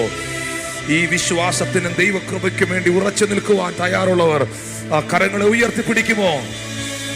അവരോട് അപ്പോസ്തലനായ പത്രോസ് പറയുകയാണ്, 1 പത്രോസ് 2:4 മുതൽ, മനുഷ്യർ തള്ളിയതെങ്കിലും ദൈവസന്നിധിയിൽ ശ്രേഷ്ഠവും മാന്യവുമായ ജീവനുള്ള കല്ലായ അവന്റെ അടുക്കൽ വന്നിട്ട് നിങ്ങളും ജീവനുള്ള കല്ലുകൾ എന്നതുപോലെ ആത്മീക ഗൃഹമായി യേശുക്രിസ്തു മുഖാന്തരം ദൈവത്തിന് പ്രസാദമുള്ള ആത്മീയ യാഗം കഴിക്കുവാൻ തക്ക വിശുദ്ധ പുരോഹിത വർഗമാകേണ്ടതിന് പണിയപ്പെടുന്നു. ഞാൻ ശ്രേഷ്ഠവും മാന്യവുമായൊരു കല്ല് സിയോനിൽ ഇടുന്നു, അവനിൽ വിശ്വസിക്കുന്നവർ ലജ്ജിച്ചു പോകയില്ല. ഞാൻ ശ്രേഷ്ഠവും മാന്യവുമായൊരു കല്ല് സിയോനിൽ ഇടുന്നു. ആ കല്ല് ക്രിസ്തുവാണ്, ആ മൂലക്കല്ല് ക്രിസ്തുവാണ്. അവരെ അനുഗമിച്ച ആത്മീക പാറയിൽ നിന്നല്ലോ അവർ കുടിച്ചത്, ആ പാറ ക്രിസ്തു തന്നെ. ആ ശ്രേഷ്ഠമേറിയ മാന്യമായ മൂലക്കല്ലായ ക്രിസ്തുവിൽ വിശ്വസിക്കുന്ന ഒരുത്തനും ഒരു കുടുംബവും ഒരു വ്യക്തിയും ലജ്ജിച്ചു പോകത്തില്ല എന്ന് വേദപുസ്തകം ഉറപ്പു തരുന്നു. ഞാൻ തള്ളിപ്പറഞ്ഞപ്പോഴും എൻ്റെ കർത്താവ് എന്നെ തള്ളിക്കളഞ്ഞില്ല എന്ന അനുഭവമുള്ള എത്ര പേരുണ്ട്? ഞാൻ മറന്നപ്പോഴും അവൻ എന്നെ മറന്നില്ല എന്ന അനുഭവമുള്ള എത്ര പേരുണ്ട്? തള്ളപ്പെടലിന്റെ വേദന, ഒറ്റപ്പെടലിന്റെ വേദന, തിരസ്കരണത്തിന്റെ വേദന അറിയാവുന്നവന്റെ മുൻപിലാണ് ഈ കൈ ഉയർത്തി നിൽക്കുന്നത്. അതുകൊണ്ട് നിങ്ങളെ അവൻ തള്ളിക്കളയില്ല. ലോകം മുഴുവൻ നിങ്ങളെ തള്ളിക്കളഞ്ഞാലും നീ തനിച്ചേ ഉള്ളെങ്കിലും അവൻ നിന്റെ അരികിൽ വരും. മക്കളെ, ആരും നിന്റെ ഒപ്പം ചിലർ നിങ്ങൾ പറയുന്നില്ല എൻ്റെ കൂടെ നിൽക്കാൻ എനിക്കാരുമില്ലെന്ന്. നിന്റെ കൂടെ യേശു മാത്രം മതി, കർത്താവ് പക്ഷെ മാത്രം മതി. ആ കരങ്ങളൊന്ന് ഉയർത്തിപ്പിടിച്ച വേറെ ആരും വേണ്ട. ഓ തള്ളിക്കളഞ്ഞതിൽ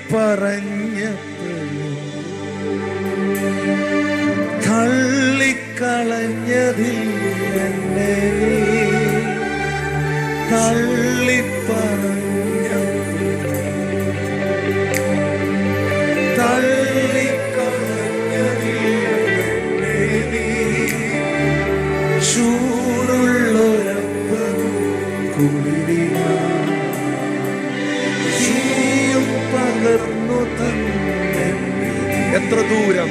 എത്ര ദൂരം നിന്നെ വിട്ടോടി, അത്ര നേരം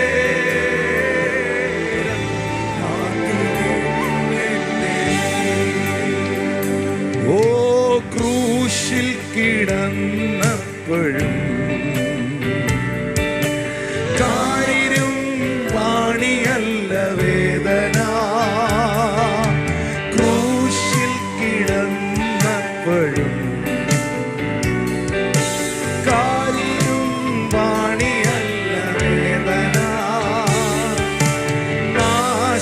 നാശത്തിലായൊരൻ രക്ഷയ്ക്കായി ആശിച്ചതല്ലയോ ആരോധനം.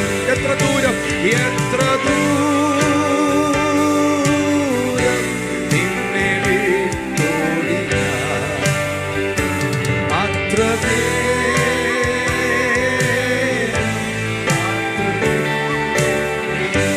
ഓ എത്ര ദൂരം